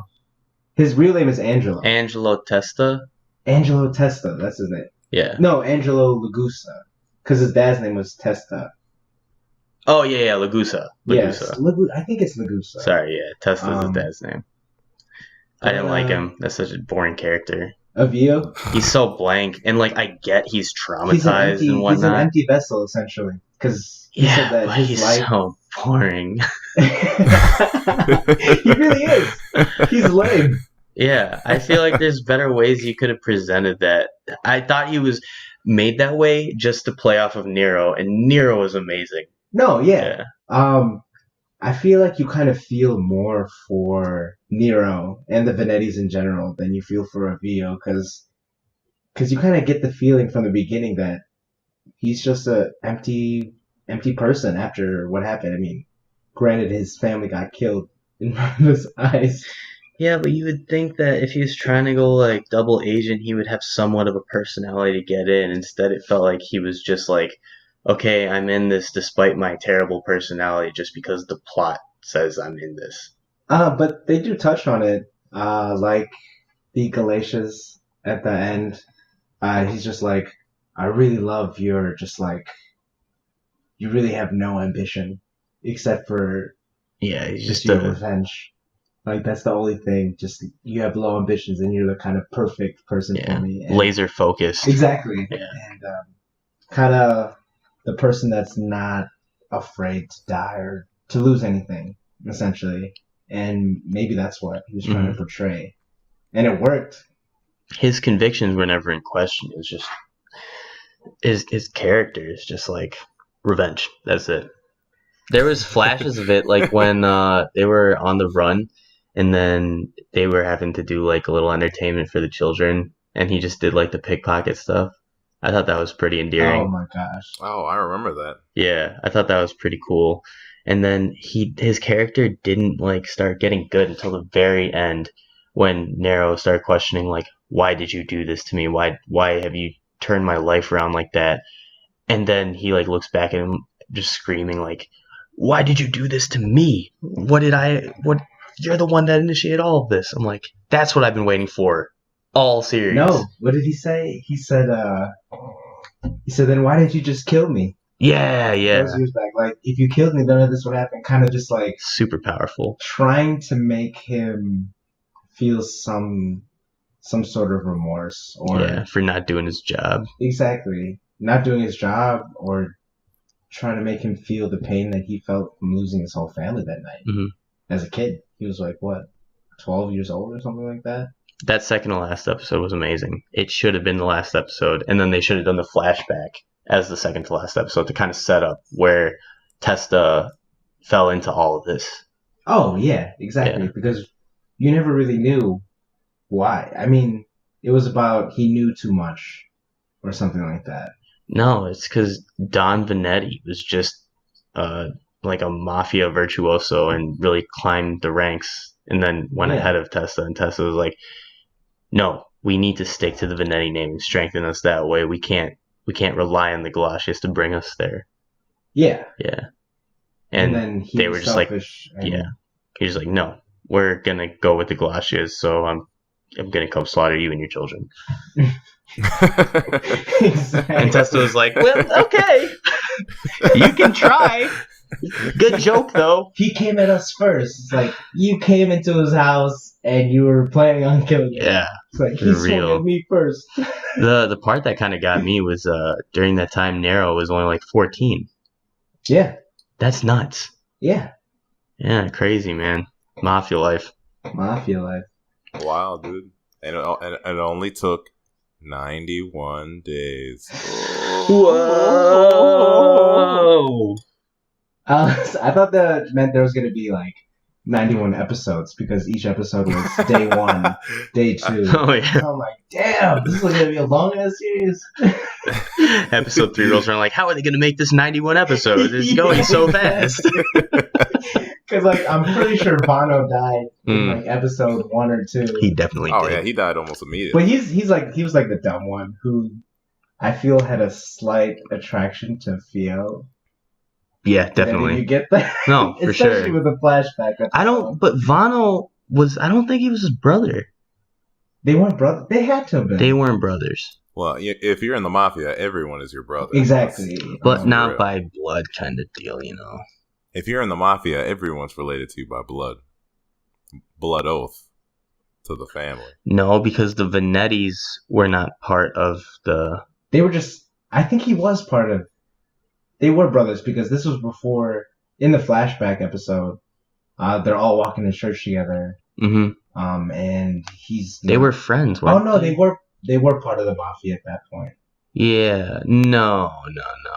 Yeah, because he had that picture when he broke... Oh, I'm mixing up my timelines. Yeah, they the were flashback at that episode point. was just like all over the place. Yeah. But, when Nero broke into his like little lock drawer, Mhm. there was that Why did he think he was gonna get away with that? Like the wood is chipping. Wait, so was that the reason why Testa got killed? It's because that was broken open? No. He just broke it open. He just broke Just it to get that open. money. Testa got killed because he was gonna rat out Benetti. Was he gonna rat out, or was it kind Mhm. of just like preventative? It's never explicitly said that like at this time and place they're gonna meet and he's gonna rat him out to the Don He just of whoever the knows too family much. was. No, he was going to. He was gonna report Benetti like about following up with the Galatias. Okay. And then Venetti, what's the Don's name? Nero's dad, whatever. Don Venetti. Vince. There you go. We'll just call him Don. I think it was Vince. Huh? Vince? Vincent Yeah. Venetti, yeah. And he just wanted to prevent that news from ever getting out. Okay. So he came and killed all of them. Because when they first met, it was Testa, Orko, Gonzo, and then Vincent. When they were playing, what kind of poker game were they playing? When? So they were playing a poker game, and Testa was very kind of just. Oh, yeah. You're talking about the heads. It was like the four cards, and they hid one card. They were playing some weird version of poker. I thought it was just 5 card. Well, because like they wouldn't put down the last one until the end. Oh, was it not Hold'em? It wasn't Hold'em because Hold'em's just the 2, and then you have the Yeah. river, the flop. Uh-huh. But I think they're playing a different form. But I mean, it's not very important. So it. Might be fictional. Yeah. It definitely wasn't Omaha. It wasn't Hold'em then. I was about to say I don't know how important the card games. Yeah, I know. It's very important. We're an anime podcast. We love Yu-Gi-Oh! The card games are very important. But that part definitely threw me off. I'm just like, what kind of poker? I'm interested. Now we know what Matt's been paying attention to in this whole anime thing. Just what the card games have been. Exactly. games That was the best part of the anime for me, the card game. Yeah. Matt's a real card game anime buff. Yu-Gi-Oh! Hey, Duel Masters, card games, Card board Captor games. Sakura, all of them.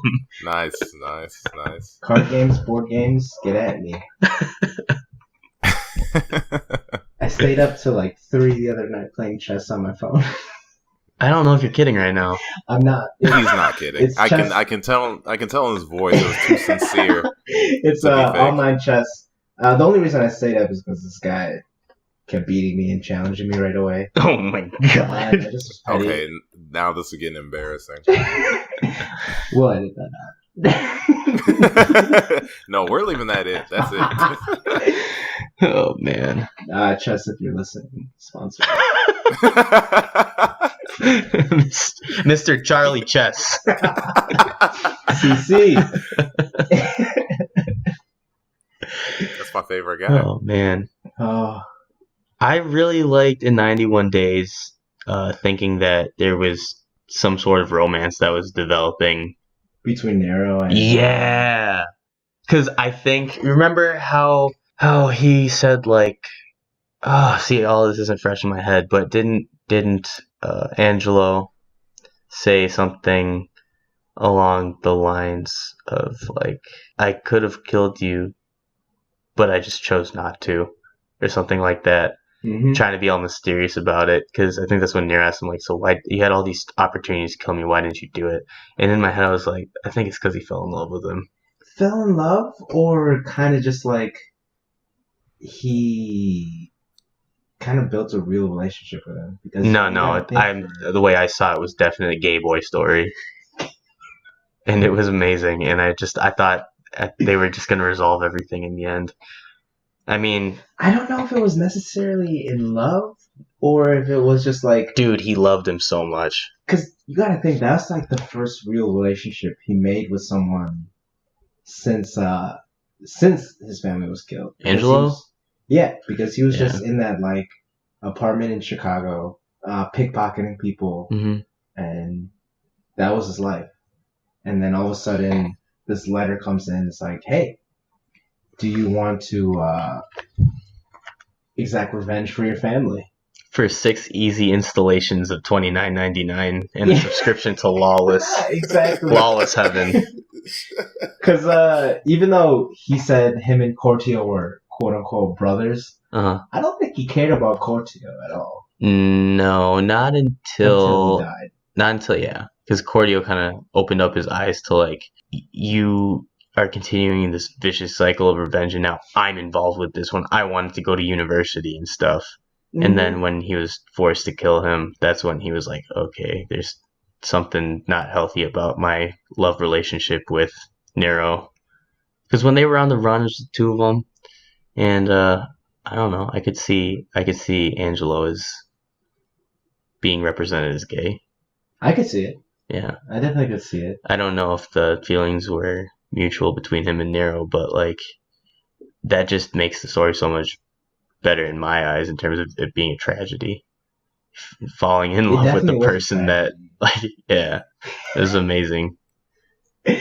I will say that their relationship definitely was a huge focal point of the series. Yeah. And I was telling Braxton when I was watching it, episodes 1 through 7 were so amazing. Like, just trying to move your way up into the family ladder. Mm-hmm. And then after that, it like slowed down a lot. And then picked up again at like episode 10 when everything started falling in place for Angelo. The way I saw it, I feel like Avio/Angelo, he found kind of this like common ground with Nero because at that point he had a decent understanding of what the mob life was like. Mhm. Obviously, because he was born into the mob essentially. Because we don't know how long Testa was in the mob for. But I think he saw something different in Nero, that it was more Human. it wasn't necessarily like gaining power, and I feel like the Venettis, a lot of them touch on that, like Vincent and Nero, where they're just trying to ensure their family survives, Mhm. not necessarily like work up the ranks. Yeah, it was just more about like loyalty to your family. Yeah, more like blood loyalty instead of just like, we're gonna like the Glaciers marriage. That was more just, to secure their place. I think that's the way that Nero saw it, but Vincent saw it as like, if we don't form up with a more powerful gang, then the Orcas are going to come after us and, like threaten Mhm. our livelihood and life. Exactly. He made a bunch of bad decisions. I feel like killing Testa was a bad decision. Just a terrible decision. Because I feel like they touch on how, very briefly, that Testa and Vincent were like best friends. Yeah, they worked their way through that relationship. towards Mhm. the end. I mean, when you become like mob brothers or mafia brothers, then yeah, it's definitely like a tight bond. Mhm. Speaking from experience, just Yeah, I all was about my to say you seem like you have a lot of knowledge of the all my subject. experience in mobs of the Italian persuasion. I will say Cortio's bashing of Fango, even though it was cartoon. I'm just Oh, like, I was like, oh my god! Like, it's like, because there was a lot of bad things that happened before that, yeah. but then all of a sudden, like Cortio, he was just a booze guy. He just made really good. Hey, booze. it's just me, a Cortio. I'm making the booze. Me, Cortio, trying to go to college. Cortio is the guy from Titanic. What's his name?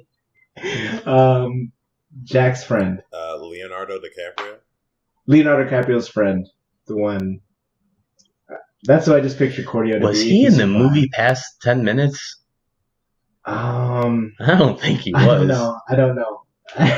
But that's just what I pictured Cortio to be. Just like this, just very innocent guy.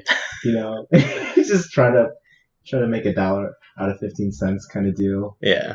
And he just gets pulled into this revenge plot Yeah, man. and ends up being Getting one of the changed. most brutal murderers on the show. Oh my god. What did he stab him in the throat with?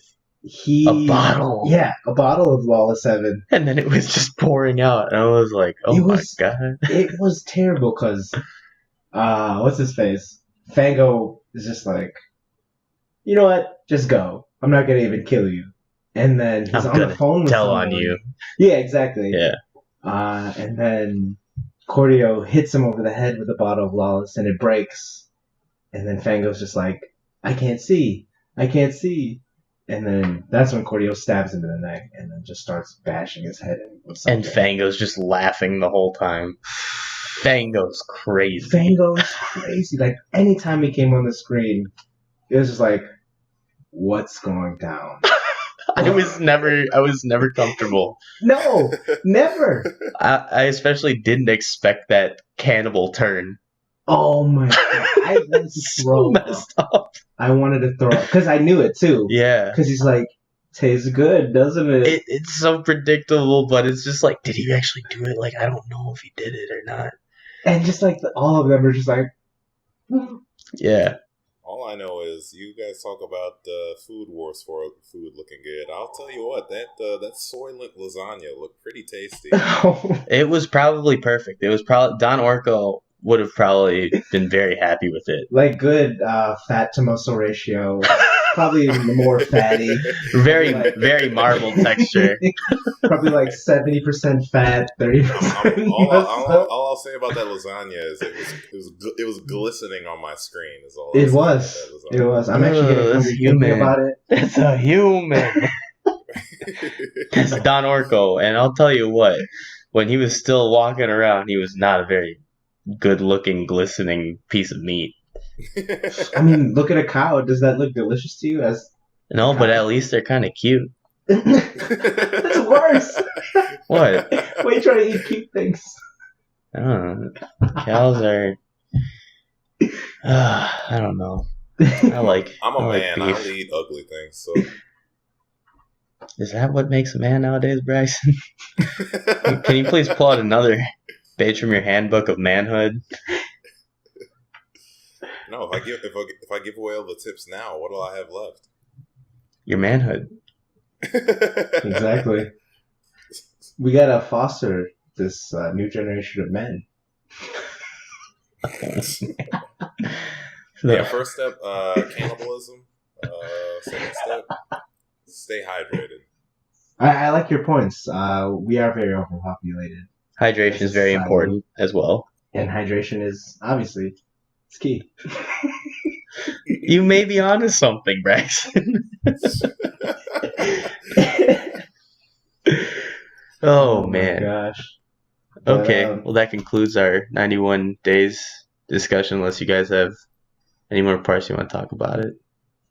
I feel like I'm missing something, but I should really start taking notes while I'm watching this show. Just really, really tune into being a weeb. oh my gosh. Just taking notes while I'm watching this stuff. Just like FEO did this and this and this, and I resulted should in have. this. We should all do that. I like having a common show we all can watch at the same time, and then we can take notes and discuss. So, more to come in the future. That was a fun little segment. Almost took us 91 days to finish and record, but here we are now. Seriously. All right, I'll give you that joke, Rob. Fuck you.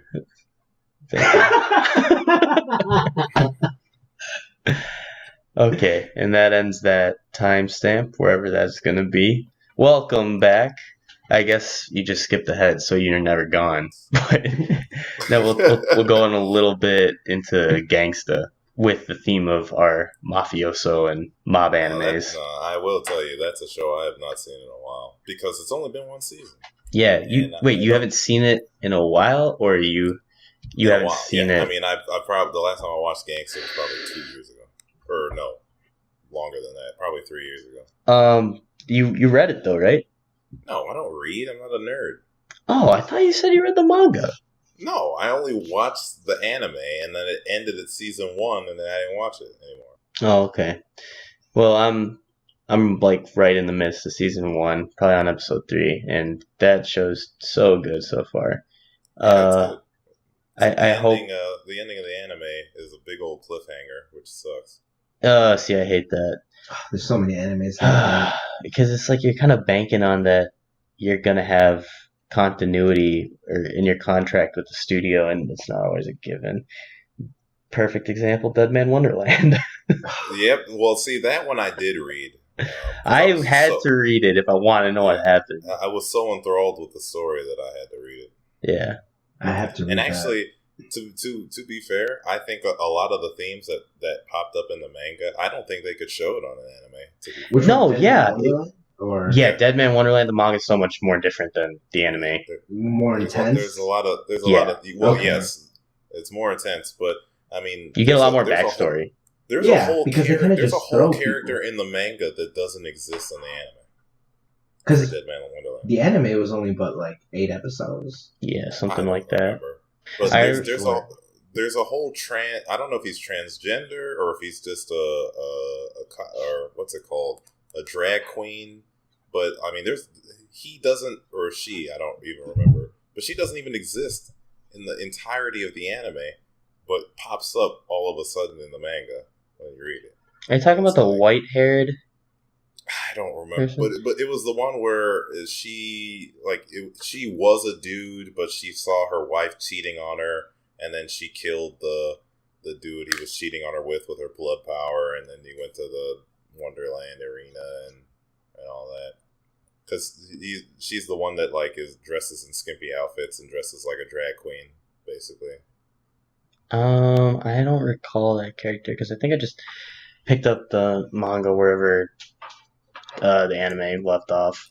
Oh, well, then you have to get into... So basically, the manga, or the anime goes through, I think, 2 seasons. Like, first when he enters the prison, and then the part where... Well, actually, no, it's 1 season. When he enters the prison, and then I guess the Jaegers, or whatever they're called, come in to, like, beat down the prisoners as they're having their inspection. And then immediately after that, it's like season 2 of the Man Wonderland prison, where they have like a new arena that the people fight in, and that's where you'll meet that character, the drag queen. But like she plays, or I can't keep up with the pronouns these days, but long story short, she gets involved with like the main cast and all that, and she's like an important part of the story and all that. But we're not talking about Ganta's girl, are we? No, not the Shiryu? Shiro. Right? No. Because she doesn't have blood powers. No, not her. No. She's like the She's just super soldier. She just has powers. But no. There's a cross dresser in that anime, or I guess the manga, because it's not in the anime. Okay. Yeah, I'll have to revisit that. That wasn't a bad manga at all. No, it was really they just good. cut out a lot in the anime. Yeah. But I digress. The start of the anime was beautiful. It was intense, man. Oh my Yeah, gosh. That's why I watched it. It was so fucking jarring. They're just like talking about, oh, we're so excited to go to Dead Man Wonderland, and then all of a sudden, everyone's dead. And then he gets to go to Dead Man Wonderland. Exactly. He got his wish. The girl that he had a crush on, her head is thrown to him. Oh my god. Like, yeah, that was bad. Yeah, when I saw the episode, I'm just like, what? And, I don't know if you guys remember. This is when Toonami just came back. And that was one of the shows in their lineup. It was? Yep. Yeah. Oh, I love Toonami's lineup right now. It's what? Dragon Ball Super. Well, they got the new Fooly Cooly coming out. It already it's started already last weekend. Now, I was so never a big Fooly Cooly good. fan, but it sounds like they got most of the main people back, at least for the dub anyway. It's a weird show. The story isn't its strong suit, but like the craziness and the animation of it, everything is just beautiful. And then like the music they use too, the soundtrack is amazing. And they got the same guys, the Pillows, to record for the new series, and it's just like it's just nostalgia. Yeah, I watched the first episode of the original, and I couldn't get into it, but It's not really relatable anymore. Like at the time when it came out, that was us, but now it's kind of just out there. Well, it's always been out there. Xanthi's in that too. No, I need to start making an Excel document for what works voice actors and actresses do, so I can just like connect them. I don't know why I got recently into that. Maybe it was after I played Persona 5, just because I played so much of it, I was interested. But nowadays, I always look up voice actors and all that.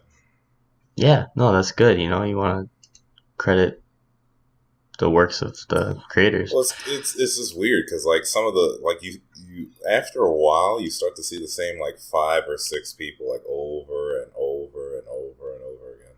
Mm-hmm. Yeah. But in other news, isn't Attack on Titan season 3 coming out soon? is it? Fuck, I still have to catch up. I'm gonna have season to. 2. I'm gonna have to fact check that. Season 2 was very short. Well, oh my god, there's so much season stuff that's like 2. in quotes coming out. Like One Punch Man season 2 is supposed to be out by now. I think it was supposed to be relatively recently, like next month. I have so much. It was supposed to be a spring season release though. I don't have a lot to catch up on. Did they fix my anime list yet? I don't know. I don't use that site, so. I need to watch the Attack on Titan live action. I just need to do it. No, you don't. It's terrible. No, just don't. Why do you need to do that? Have you seen season 2? Of Attack on Titan. Yeah. Yeah. Oh, okay. And it just upset me how short it was. Yes, July is when it's supposed to premiere. You should just read it, dude. I should just read it so I can get ahead to Yeah, it. it's so good. It gets so good. Yeah, because I want to know the origin. Because, like, whatever is in that basement in his house. Uh-huh.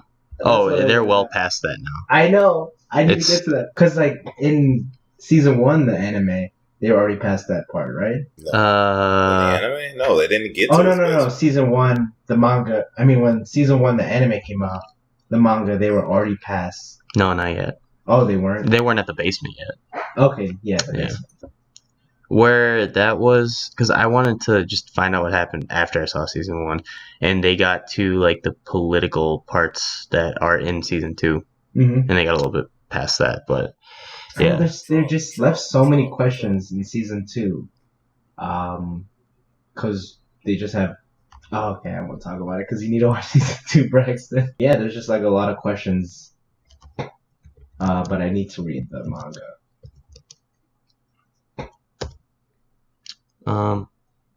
But One Punch Man season 2 needs to come out. They have so many characters, and I just want to see all their powers. oh god, like when? Just give me it already. Been waiting 3 years for this. I've watched it at least 4 times. What? That came out of nowhere. I need this. August 12th? I don't know. This article anime is... event will take place on August 12th. Will they announce that in 2019 summer?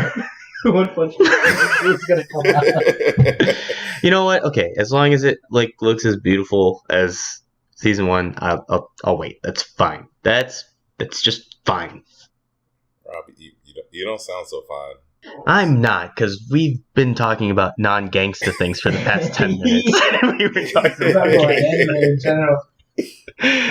just a couple more thoughts on it. Really like where this is going so far. Like I said, I'm only on episode 3, and there's just one character that's awesome, and it's the Deaf Samurai, because they incorporate ASL into the show.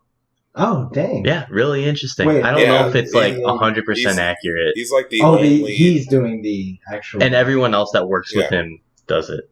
Oh, So he's like the only deaf anime character that I think I can think of off the top of my head. that's like a main character. Anime I've ever heard. Yeah. That's pretty cool. It is. You should check it out. As an aside, I will say that ASL people at concerts are the best. Oh my god, yeah. We saw Joe Coy in Milwaukee, and like my god, they already have all the slang like known in their dictionary. It's crazy. is great. What did Joko say? She's like, "Can you translate this?" Oh my Just god, really raunchy things really raunchy. that you wouldn't think they would have ASL for, but they do. Yeah. What does ASL stand for? Something sign American language? Sign Language. American Sign Language. I don't know. Is it American? I don't think it's. Yeah. Because it's like universal. It makes sense if it's American no, Sign but Language. it's American because I would assume they're But like, you can use sign language internationally. you can, but there's some words and phrases that exist only in specific languages, so I would assume sign language would have to adjust for whatever region they're in. Literally means American Sign Language. Oh, okay. Through fact checking. In the New Oxford American Dictionary. The Neat Boys podcast, where you could come discuss anime and learn about relevant facts. The acronym ASL. Age, sex, Sex, location. Damn it! Sex, location. Damn it! What a throwback. No, it's a lot of nostalgia for me. Oh, man. Really? No. Is it? I'm sure Chris Hansen is somewhere up there too then. Oh my gosh. Oh, there's another anime thing I wanted to talk about that's on the docket. Oh, the OVA for Mob Psycho 100. I don't know if you saw that. I haven't even watched the one? original of that yet. You need to. It's so Wait, the good. OVA for Mob I looked Psycho? Yeah. it up. What's that? It came you guys original mentioned video it. animation. It's just not see, I don't know where, I can't define it too well, but basically it's just like another animation that doesn't come out in a syndication or something like that. Oh, okay. But it released on Crunchyroll in March. I was just like craving seeing some Mob Psycho because I think that's like one of my favorite series right now. I think It's so good. I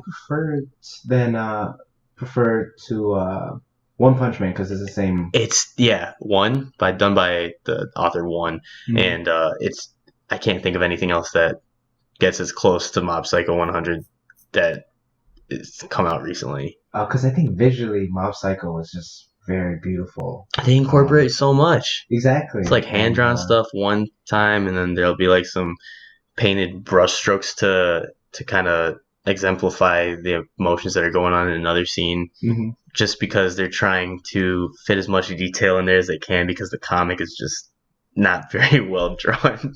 Oh, well, I mean, I feel like that adds to it a lot. Just Yeah, definitely. how, I guess, ugly some of the characters are. It gives them the freedom to just really go all out on the expressions. Oh, yeah, Since they're like exactly. pretty simple character models. Exactly. And it's amazing. And I'll probably watch that because I have a real bad taste in my mouth after watching the live action Mob Psycho. Oh, What is it with you and no. the live action? You should assume For that every live action show is garbage. I know, but I'm just like waiting for that one where it's just like, this is good. I heard who did the previous live action Death Note? I did not watch that. I do not want to watch that Netflix? one. No, not Netflix. I'm talking about the previous one. Where it was like a Another TV live series. action one? Yeah, I want to say it was Korean or Japanese. Woof. I could see that But actually, I heard no. that one was pretty good. The Mob Psycho one was just so bad. Oh, I've seen clips. I don't need to see any more. Like literally, I think they literally used 5 different sets in that whole series. Like it's just the same. Oh, yeah. I don't even want to. I don't even want to fact check you on that. I don't For care some enough. reason, they're always fighting in a warehouse. It's always the same warehouse too. Oh man, I just. It's like you can't do low budget Mob Psycho when like the show itself is so visually stunning. Yeah, man, it's just trash. Yeah, but Live action, just please stop. like you said Don't before, sponsor us, Mr. Steve Live Action. We don't need you. Steve live action. You need to stop.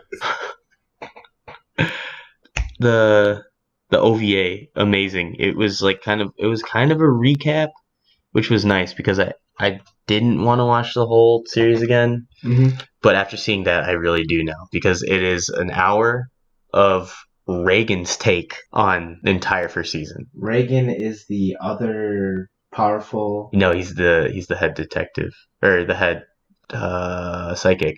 For the small Mob's boss. Mob. Oh. Yeah. So you know there's gonna be some really convoluted stuff in there, Okay. and there is. And you know how like Mob has his emotional percentage counter? Yeah. There's like as the story goes on in the OVA, there's a Reagan fabrication counter. And you're just waiting for it to hit 100 and see what happens. And it does, and it's amazing. But yeah, it recaps everything and like gets all the highlights from the previous thing, and it makes me want to go back and rewatch the entire first season because like I want to fact check that. And they kind of like get into what was done at the end, what was actually done, but there's just a lot they leave out that makes you want to go back and just like relive those scenes. It's so good. In the sense of like transfer of power kind of deal? Or what do you mean at the end? Well, since it's Reagan's take, he's putting himself in places that he was not even involved with. Oh my And that's God. when the fabrication counter comes into place. I love it. Yeah, it's so good. And I had no idea this came out. I just wanted to watch a little bit of Mob Psycho, and I saw it was there. Uh-huh. And I think it came out like late March this year. And I feel like that fits with like how the show is. It's a very goofy show. I Yeah. mean, just like One Punch Man. It's just. But it still like hits you emotionally. It's crazy. Oh yeah. It's really weird. Mm-hmm. An excellent show. You crazy. You crazy kids in your emotions. Can we talk about Shokugeki? I thought you were gonna say, "Can we talk about our emotions really quick?" Well, geez, you guys. I was about to say, if you're gonna talk about it, do you have your condoms on at least before you start nutting all over? Yes. Double wrapped. So, did you watch the Pioneer of the Wastelands? I'm caught up. Yeah. Okay. Heartbreaking. Heartbreaking, but it kind of was finally good to see his history. Oh, definitely. That George caught me Hill? off guard. Yeah. Exactly, because like there was always kind of this like looming presence of what's this guy all about? Because what's his face doesn't even know anything about him. His own son. Dojima? Oh, yeah.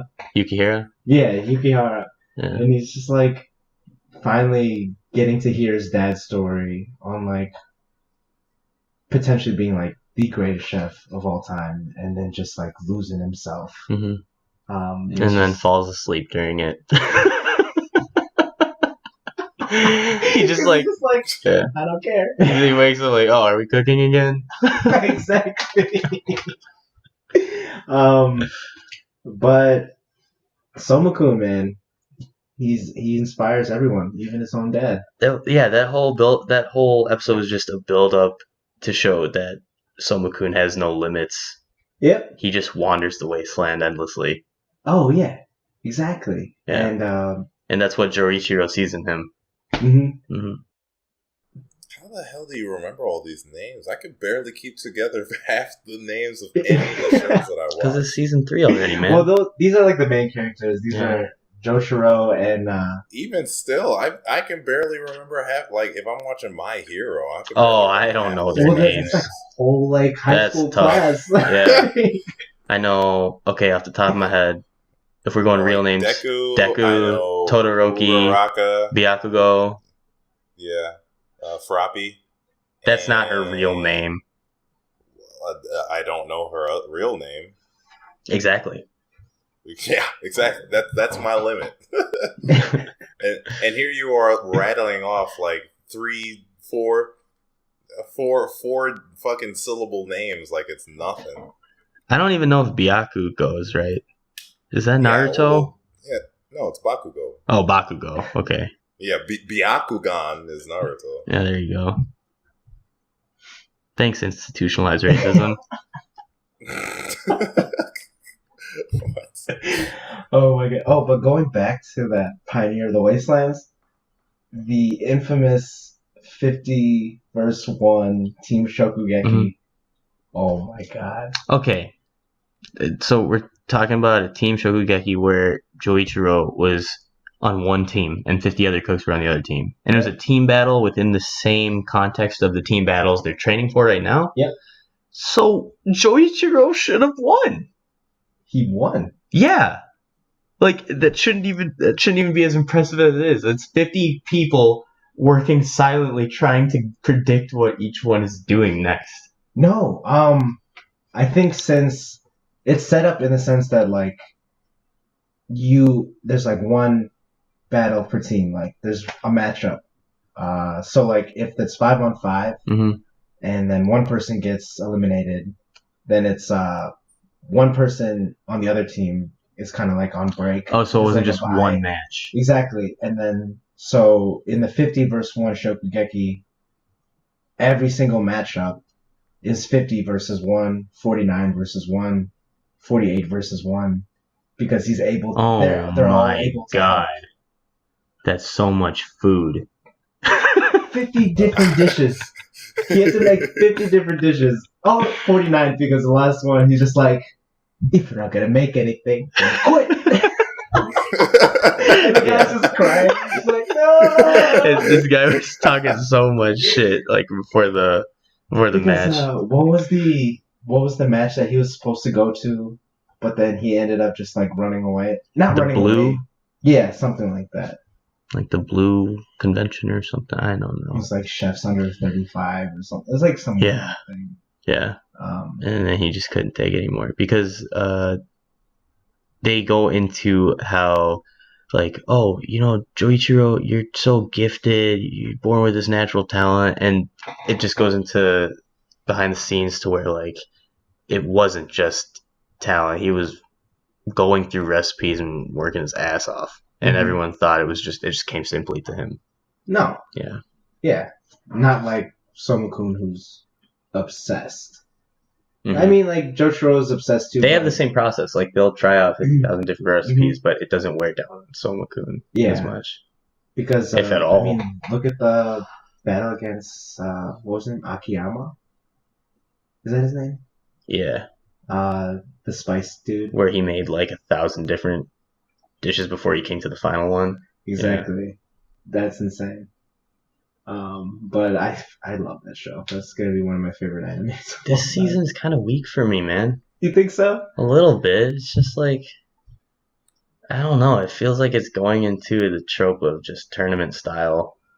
And like, it's just boring this time because they're on a train, so they're not in new environments or anything. Oh no. I mean, Because the tournament style they already did for the autumn election, that was amazing. I don't know Oh, what about this season that's not doing it for me.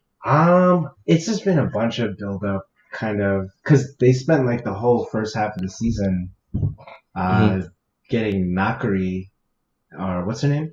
Nikiri? Nikiri. I forgot her first name.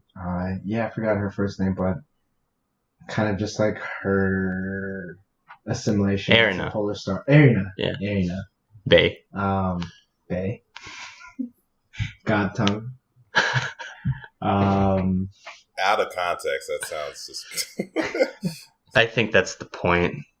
Yeah, I didn't realize that until he just said it there.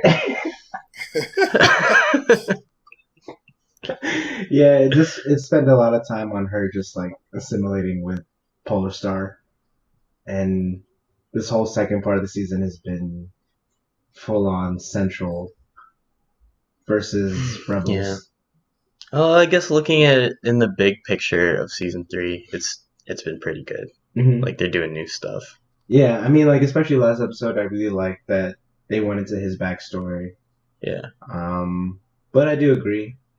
It's kind of just like moving slowly when I feel like it could be much faster. I'm excited for this Team Shokugeki battle. Yeah, me too. But there's only 3 more episodes left, right? That was 21. So we have 22 and 23. And that. Oh no, it goes to 26. Yeah. Oh, okay, so we still got some time. Yeah, I don't want them to rush all the processes in one episode. As much as I don't like cliffhangers, but like I just don't think you can when you have a 5-on-5 battle like that. Oh yeah, like I really want them to find closure, but you never know. I just hope I hope the stakes are enough to carry me through this because it's the same stake. It's been the same stakes. Yeah, but there's always it's like the good guy's gonna win kind of deal. This is true. So it's gonna be hard to not see it ending up predictably, especially with Joe Ichiro being on the team. Yeah, I was expecting to see the hype go off through the roof, but it seems like it's. I'm hyped for the dishes. Yeah, that's the main part of the show. Yeah, just like watching what looks they like cook. the excitement kind of plateaued a little bit. Because it has been like the kind of same formulaic thing over and over again.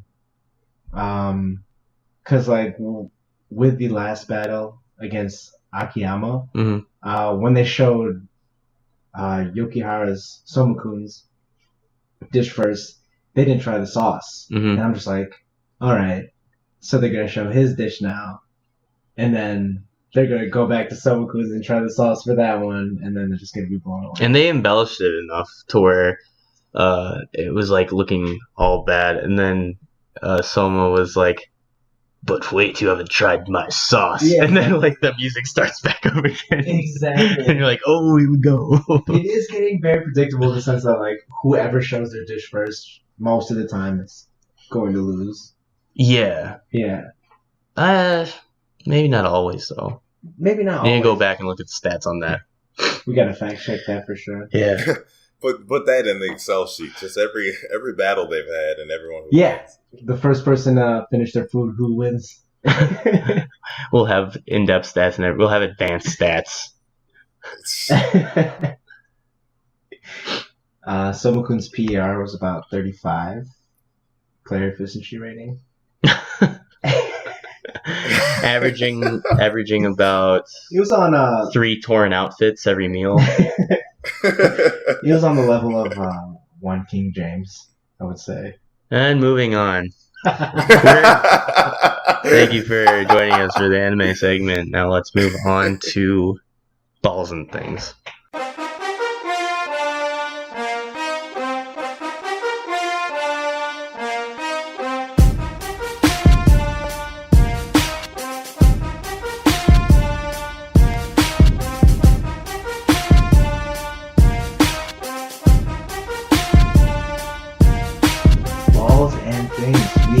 A repeat champ.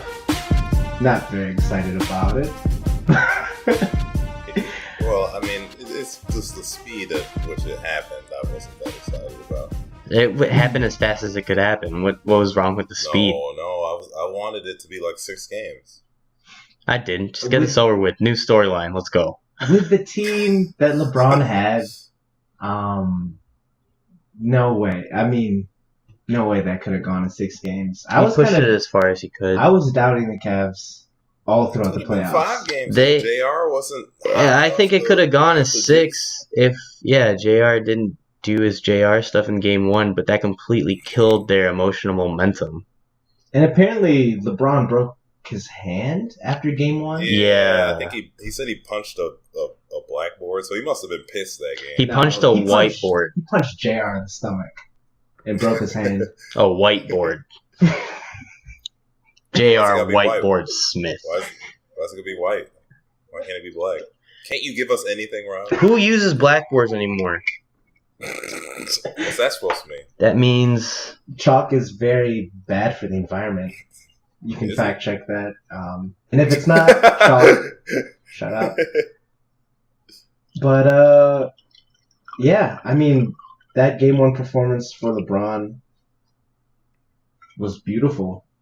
It really was. I know, Rob, you're not a very big LeBron fan. What I were your respect him thoughts? as a player.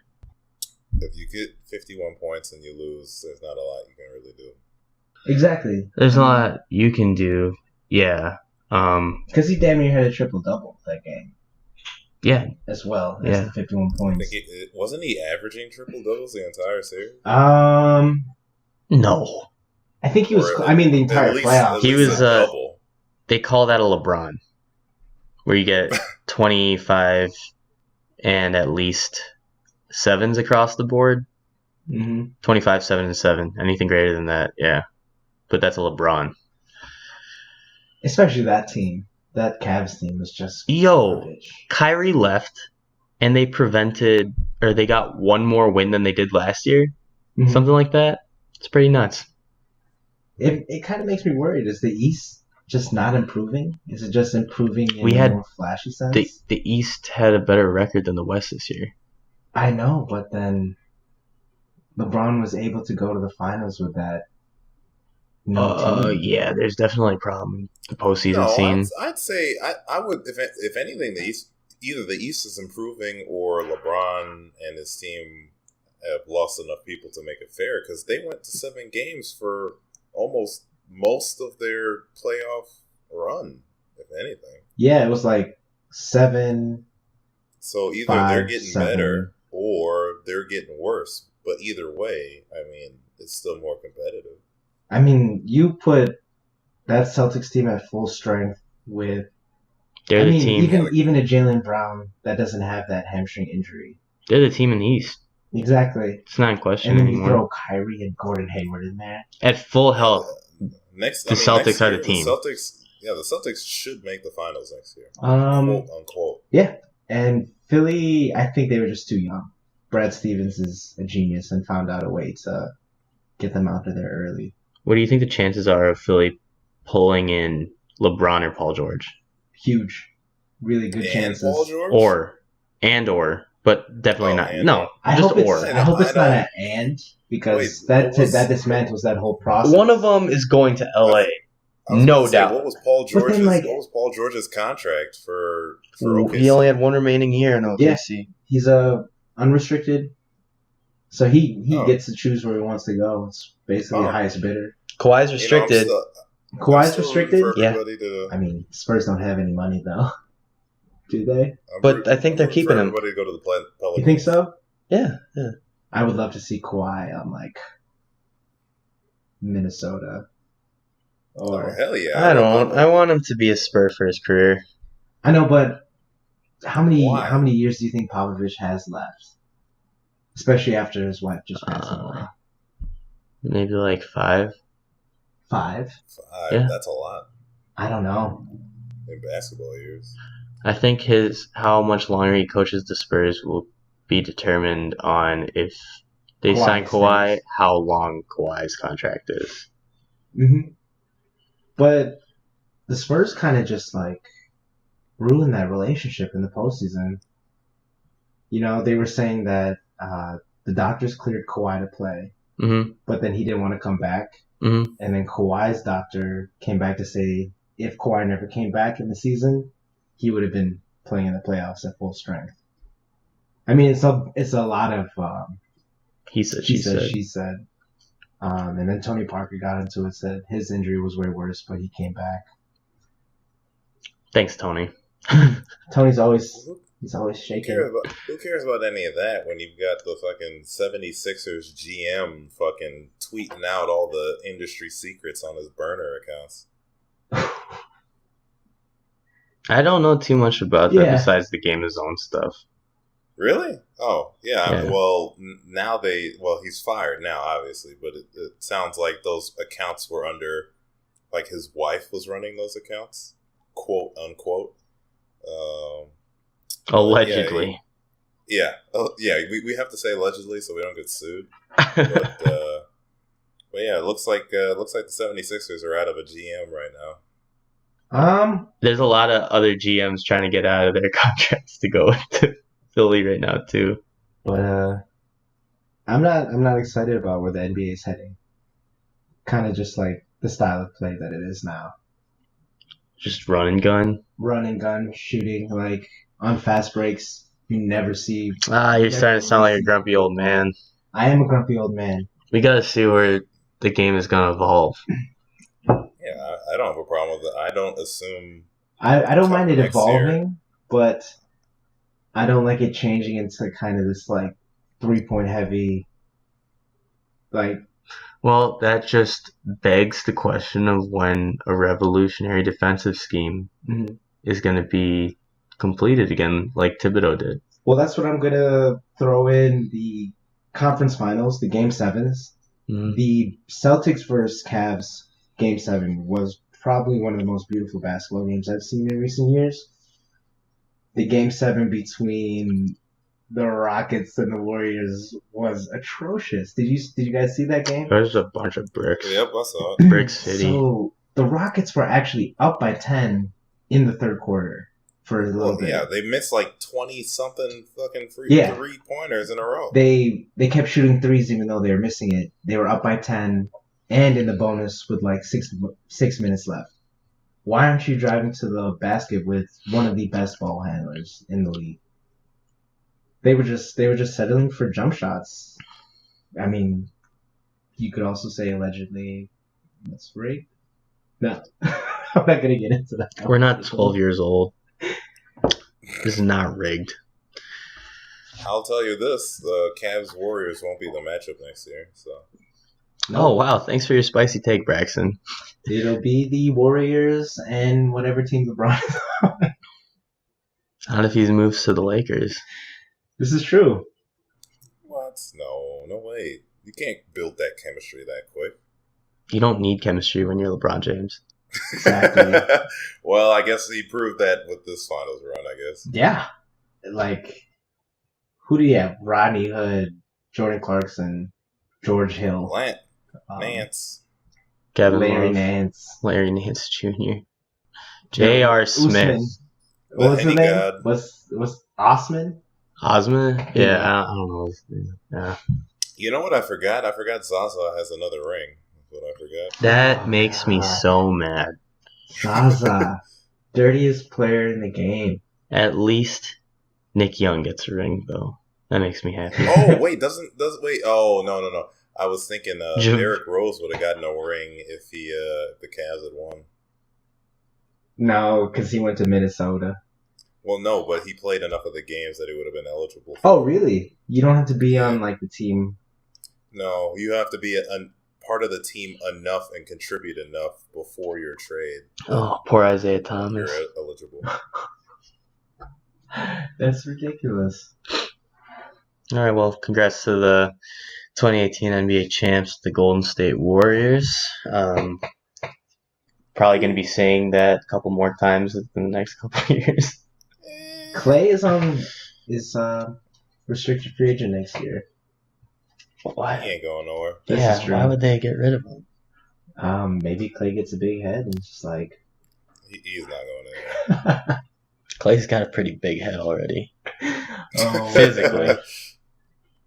And aside, the Warriors spent $400,000 on champagne, and That's dumb. 6,000 bottles were popped. You can be putting that towards your, what do you call that, the champion Throw tax? that towards Klay Thompson instead of. Why do you need? Little do we know, Clay was $400,000? the one that requested it. I wouldn't be surprised. Really? But Clay, you're sponsored by chocolate milk. I want a bit champagne want- poppy. Dom Perignon, whatever it's called. I want the Dom Perignon. Dom Perignon. All right, Clay, you got it. How much do you want? 10 6,000 bottles. 10 cases. Parade not. Oh my gosh. Ugh.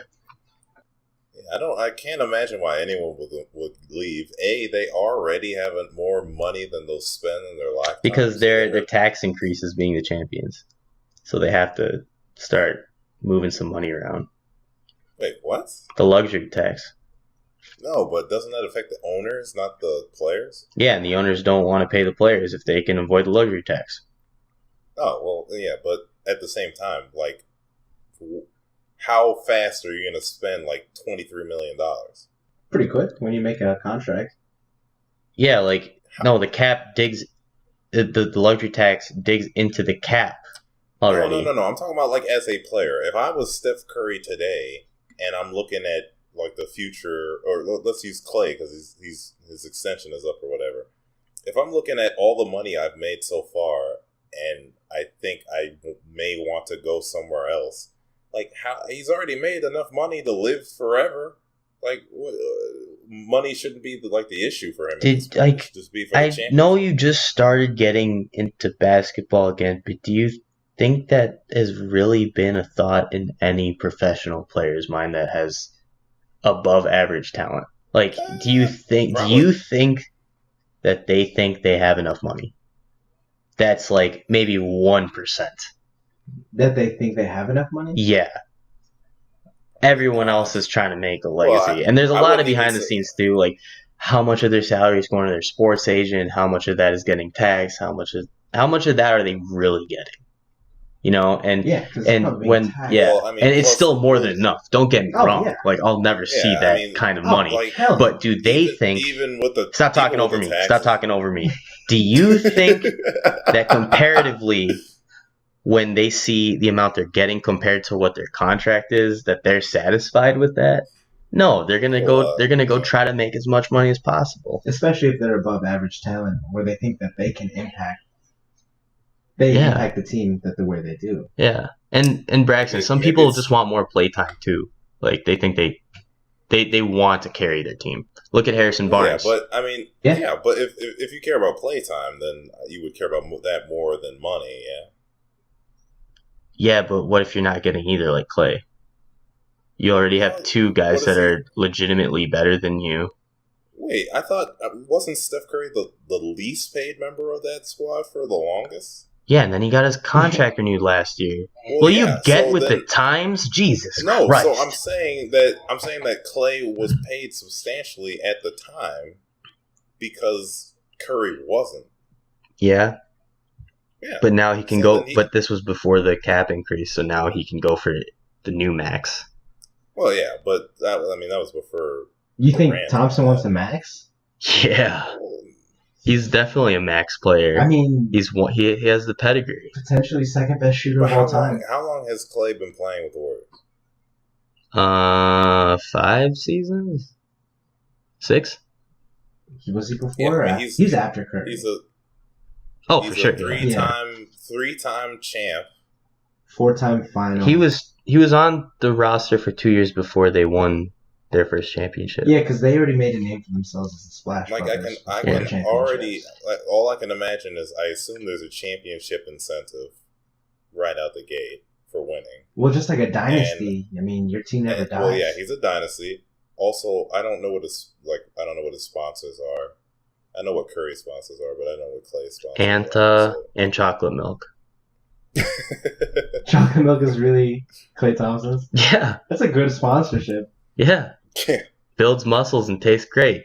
What is it, Nestle or is it? No, it's just like you remember those Got Milk ads from like the mid 2000s. Yeah, I think it's whoever funds that. Clay is the new poster boy for that. Maybe it's just because I don't see millions in my paycheck every month, but I would think that if you're doing 5 seasons, well, let's give it like 3 more months until this podcast really takes off. And then we're going to be seeing those 7-digit paychecks. Yeah, I want to calculate how much Steph Curry makes per game. So he's getting paid $40 million a year? Yes. So $40 million divided by 82. Steph makes about $500,000 a game. Still nothing compared to top football players out there. Football as in soccer. Oh, yeah. There's stupid money in that. Ibrahimovic obviously just signed Neymar. Who are some other big names that casuals know? Beckham signed for $250 million when he played for the Galaxy when MLS was on an MLS contract. Yeah, MLS contract. $250 million? Yeah. There's that much money in MLS? Well, I mean, MLS, they were just trying to raise the brand because soccer is super popular in football is soccer is super popular in America Well, now. that's the reason there's more money there, because like David Beckham. who's gonna watch NBA? Mostly America. Who's gonna watch the? You'd be World Cup? surprised. There's actually a large following in China. The Philippines follows the Okay, let me NBA. rephrase that. Who's gonna watch the NBA? America and the Philippines. Who's gonna watch the World Cup?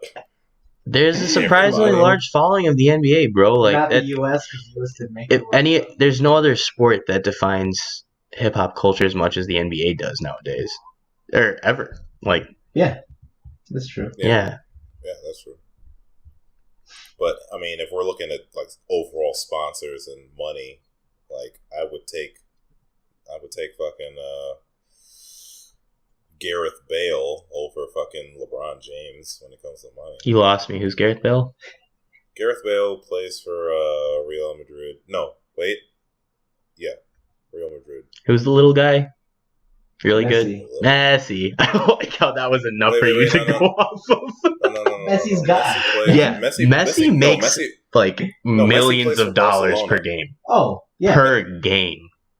Because he's He's the highest paid player per game, I think. the No, GOAT. Messi plays for Barcelona. Yeah. It's not him. It's who's the other one? Cristiano. It's always Messi. Yeah, Ronaldo. He plays for Real Madrid. Yeah, Ronaldo makes like just as much as Messi, if not He more. makes too much. Without sponsorships. He makes- Both good of $1 them million. without sponsorships. If you go to Ronaldo's Instagram, you get to see his car collection, and it's insane. He's always driving in Lambos, and Yeah, I try not to let any of that get to me. Like, it's cool. it's ridiculous. I don't like admire it. I don't from, like, because Yeah. It's just like a monument. It's nice to look at, but I'll never have that. you never know. These Boys podcast blows through the roof for making Lionel Messi and Cristiano Ronaldo sponsorships, man. It Or says they here take Real- money from us for using their names. It says Well, 2 it was days nice ago, having this Real podcast with Madrid you. offered- I think this is our last episode. We're about to go bankrupt. Oh my gosh. It See, said Real Madrid offered him $32.5 million per year. And that was 2 days ago. Wait, So- how much? so Curry's making. Well, more no, than- wait, never mind. That's not dollars. That's actually, it's euros. Oh, So still, 32.5 Curry's still making million more. euro. that's around like 50, 60 Yeah. billion or million. Okay, we've been talking about this for way too long. Matt, can you give us a quick synopsis on your attendance at UFC 225 in Chicago? It was great. I mean, it's always different watching the fights live in person than on the TV because the fighters look way scarier.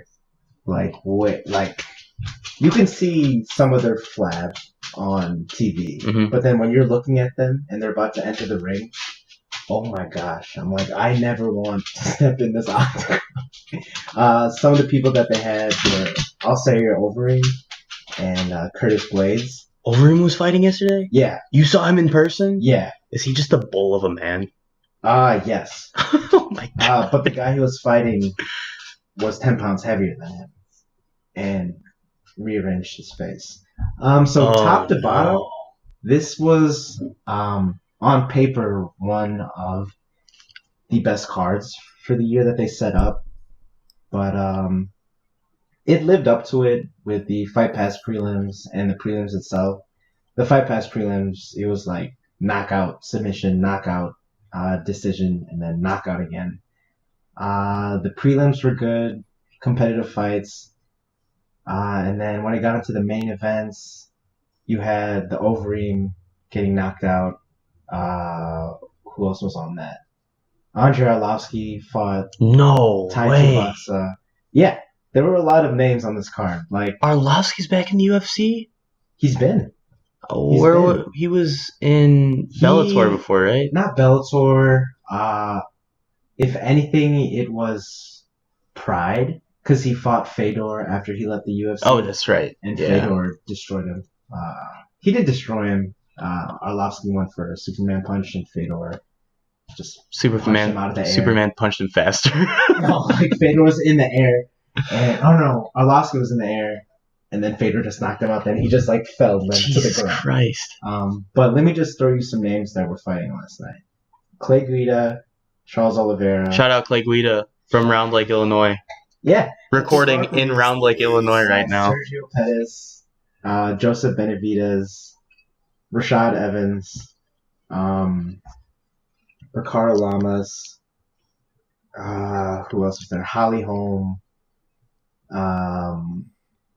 Yoel Romero, Robert Whitaker, Rafael Dos Anjos, Colby Covington. I mean, from top to bottom, it was just stacked. The two main events were the championship fights, or just one because Yoel Romero missed weight by 0.2. So Does their fight still go on record then? it does. But if Romero was to win that fight, he would not have been champion. Could Whitaker have opted out of that fight for him not making weight then? He could have, if he really wanted to. But he got a sweet deal because that main event, Yoel Romero versus Whitaker, that was one of the greatest middleweight fights I've ever seen because it started off with Whitaker just dominating because he's the more seasoned striker. When you look at Romero, I mean, you obviously understand his tool sets. He's just this very large man and super athletic. And even though that's probably my favorite tool set, just very large man. Very large man, super athletic. And like you could just feel a tension. Even though in the first two rounds he didn't throw that many strikes, but every time he threw, you're just like, oh my god, that's gonna end the night. That's gonna end the night. And then in the third round, he caught Whitaker with this beautiful overhand right and just like knocked him to the ground. And from then on in the round, he was just battering him against the cage. Like Whitaker was just like, I don't know how Whitaker stayed up, essentially, because anyone else that would have fought Romero and taken those hits would have been dead. Like not even knocked out. They would not be breathing in. We'd be talking about like a memorial for them, like because it was ridiculous.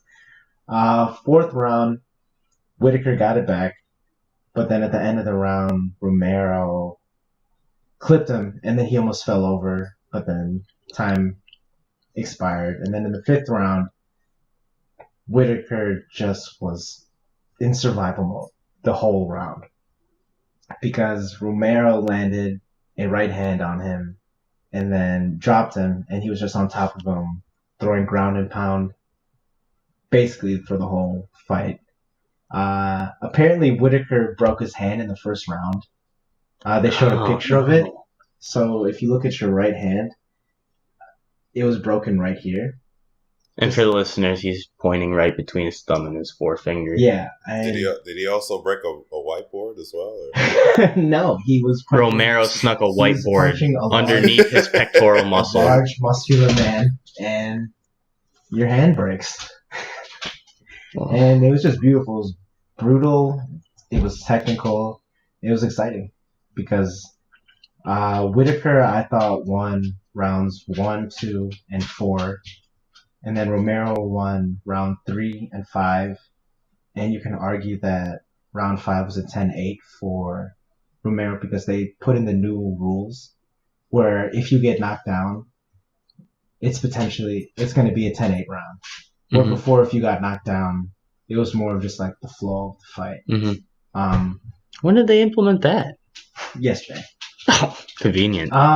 They implemented it a while back, like I think a couple years ago, but they never like implemented it in the fights. They like made the rule change, but then like they didn't make the rule change. Yeah. Like one of the big rule changes was the knees. If you have your hand down, just one hand down, you're not a grounded opponent and you can still get kneed in the face, kind of deal. And then the knockdown rule was another one. Yeah. Where judges scored a 10-8 round if someone's knocked down.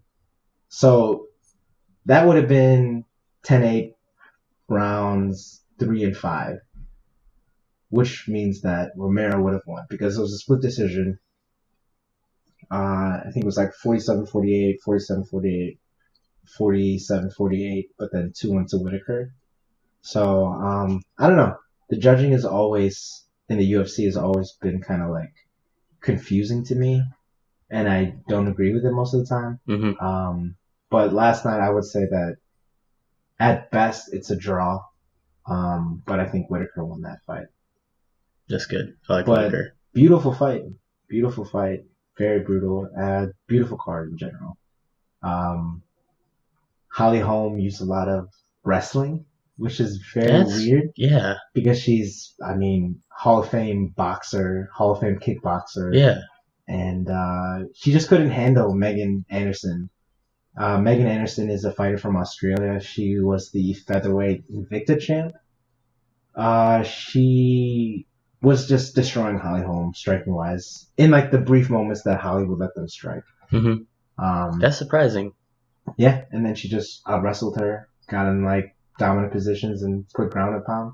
It was just a dominant fight for Holly. It wasn't like that's by any means. I mean, that's great news in terms of like Holly adapting to MMA in general. I mean, she trains out of Jackson's camp, and he trains some of the best fighters. How's a good old Rampage doing nowadays? No, not Rampage Jackson. Greg Jackson. Oh God, I'm gonna have to edit that out. Greg Jackson is the coach of what's his name? John Jones. Oh, stupid. No worries. Oh, the guy who fucking lost his drug test for the umpteenth time? Yeah. Oh, he lost everything. So he's potentially suspended for, I don't know, like around 4 to 5 years. He's just done, man. Like, I'm done trying to support that guy. I mean, I never really supported him. Wasted talent. John Jones was my favorite fighter, and then without a doubt, I think God. he is the greatest mixed martial artist of all time. Asterisk. UFC. Yeah, asterisk. When he comes back in 4 or 5 years, he's only gonna be like 35, 36 with no contact. I mean, he's not taking contact. No steroids. Hopefully no steroids. But what is John Jones without steroids? Have we seen that? Have we ever really seen that? I mean, I don't know. When John Jones came back after his after he go on, finish your statement, and hit a pregnant woman, and he was suspended for a year. When he came back, he looked like a different animal. Well, he started powerlifting, Olympic lifting, powerlifting, cocaine. We don't know, but it's two of America's greatest pastimes. Hey, stronger, fat. What was that one documentary? Bigger, stronger, faster. Bigger, stronger, faster. Yeah. It's America for you, man. But yeah, UFC 225, great card. A lot of weird chants.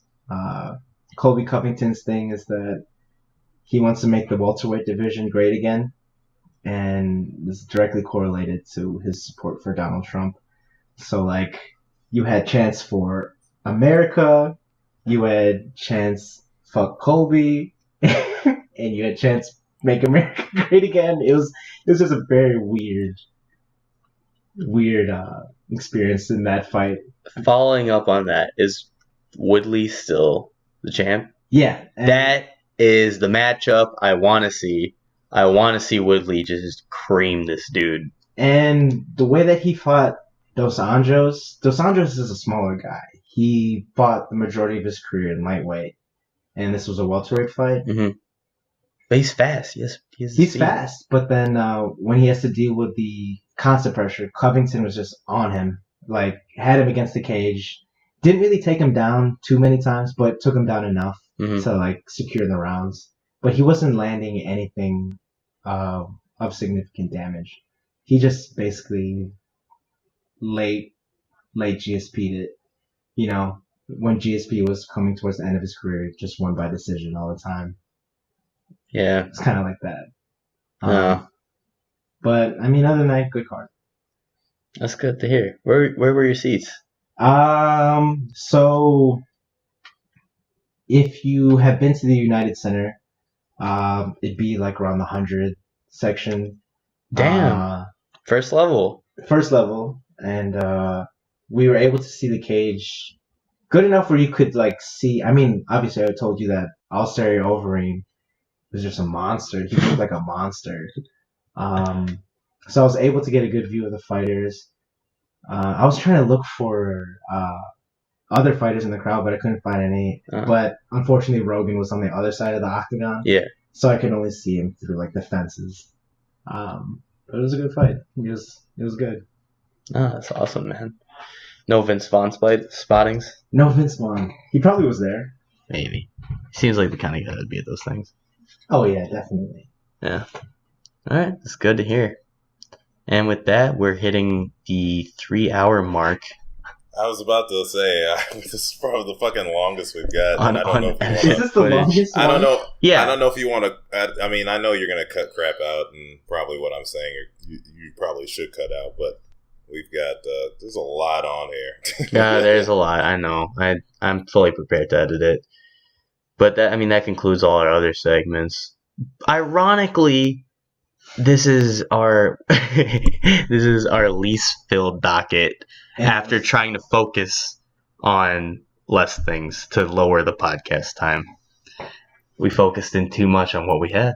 So Well, we spent the apologize to you lot of listeners. time It's been a while. in the beginning on Just playing a just lot like of catch reacting up. to the E3 Yeah. stuff, and that just kept us going. for, That like, a surprisingly wasn't as long.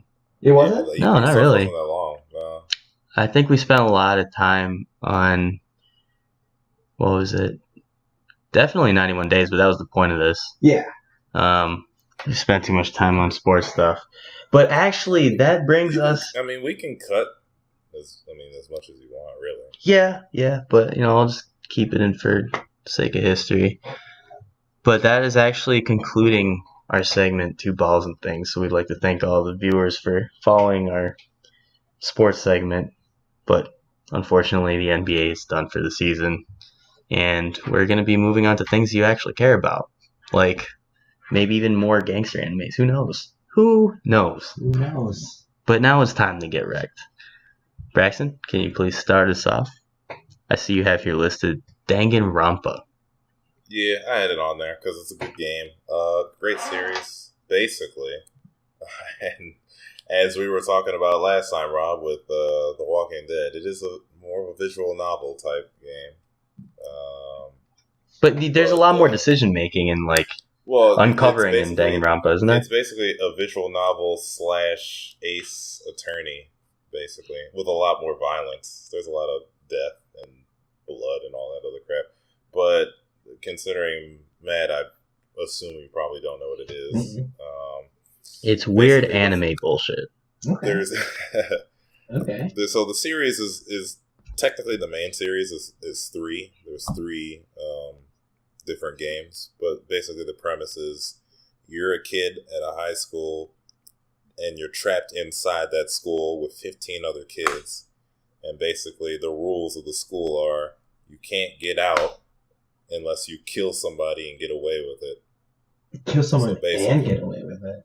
Yeah, There's a if you- trial so- after every murder. Yeah, every murder you have a trial, and if they guess who the killer is, then the killer dies. But if you guess wrong, then they get to escape, and everyone else dies. So Dang. basically, Fortnite, Tokyo High School Edition. Battle Royale. Hmm. Is that the name of that So one ba- movie?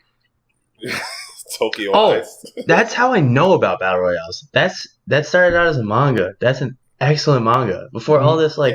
it's like the archetype for what started out like the whole Hunger Games thing in the Yeah, first yeah. place. Yeah. Yeah. Okay.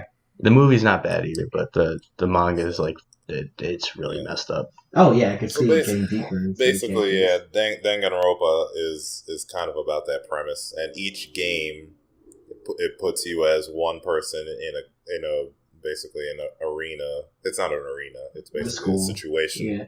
Yeah, it's the school more or less. And basically, I mean, everything is provided for the kids. You don't have to. You could live in that place forever. There'd be no. You've had plenty of food. You'd have shelter. You'd have everything you want. But the kids want to get out and see what happened to their world because they block. There's no windows. There's no. You can't look outside. At least in the first one. The other 2 are set in different locations, so it's a little different. But in the first one, at least, you're trapped in the school. There's no windows. You can't really see the passage of time or anything other than the clocks. But And you know that there's something wrong with the outside world. something Yeah. went down, and you're trying to figure out what happened and how you can find out what happened. Yeah. Okay. So basically, yeah. So essentially, it's 1 in 16, and you're just trying to solve murders and figure out what the issue is with your location. It's a really fucking good game.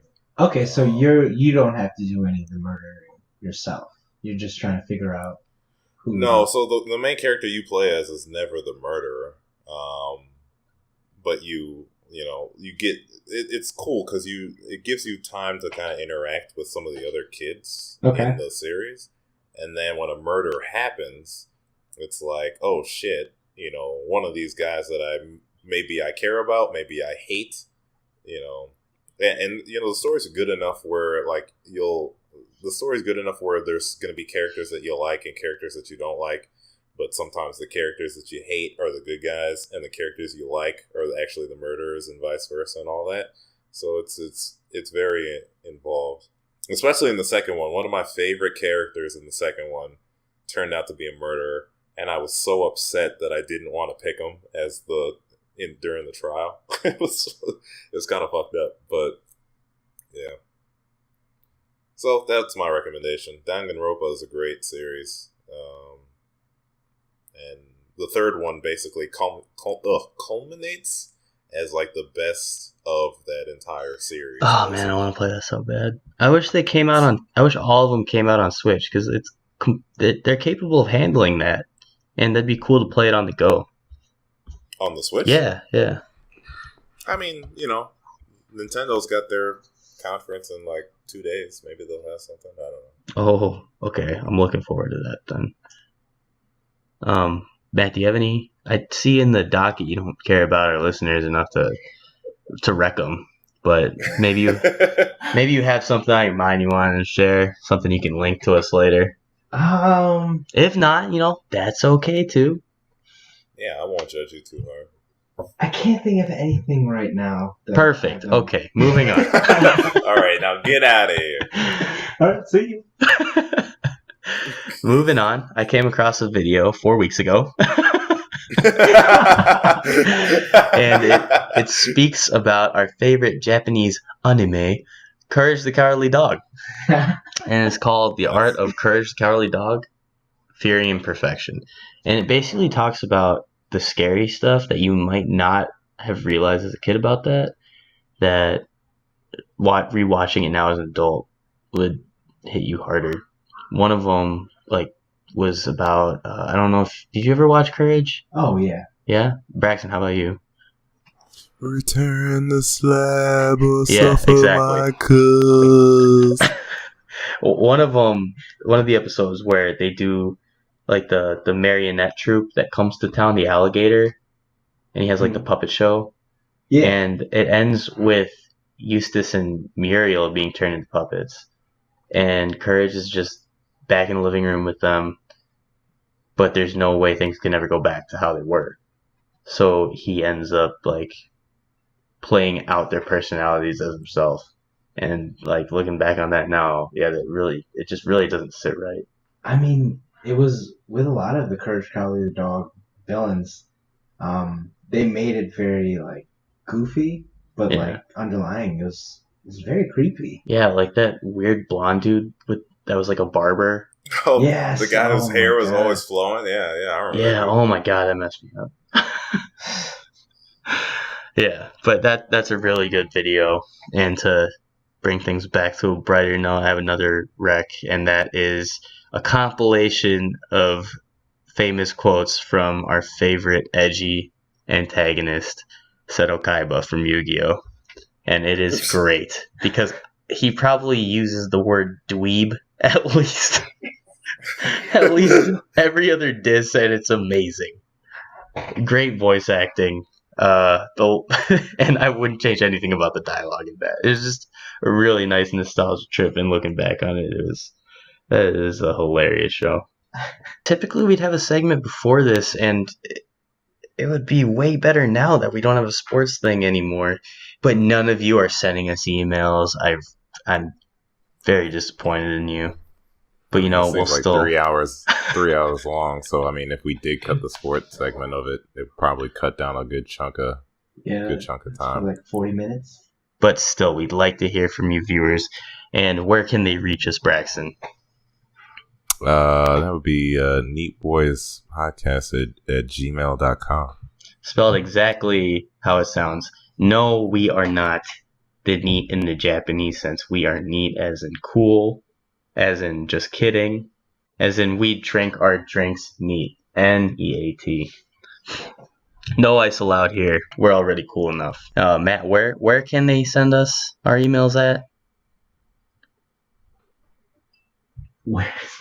The neat. Oh, he died. That's fine. Neat Boys Podcast at gmail.com. Thank you.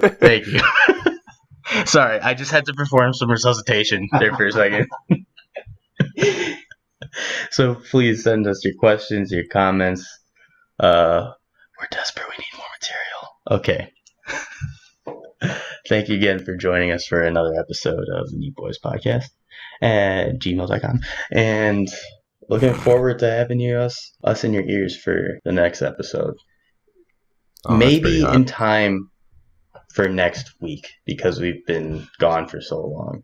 Not that We yes, we us three. As a Yup. collective. Yes. come through. And you. All right.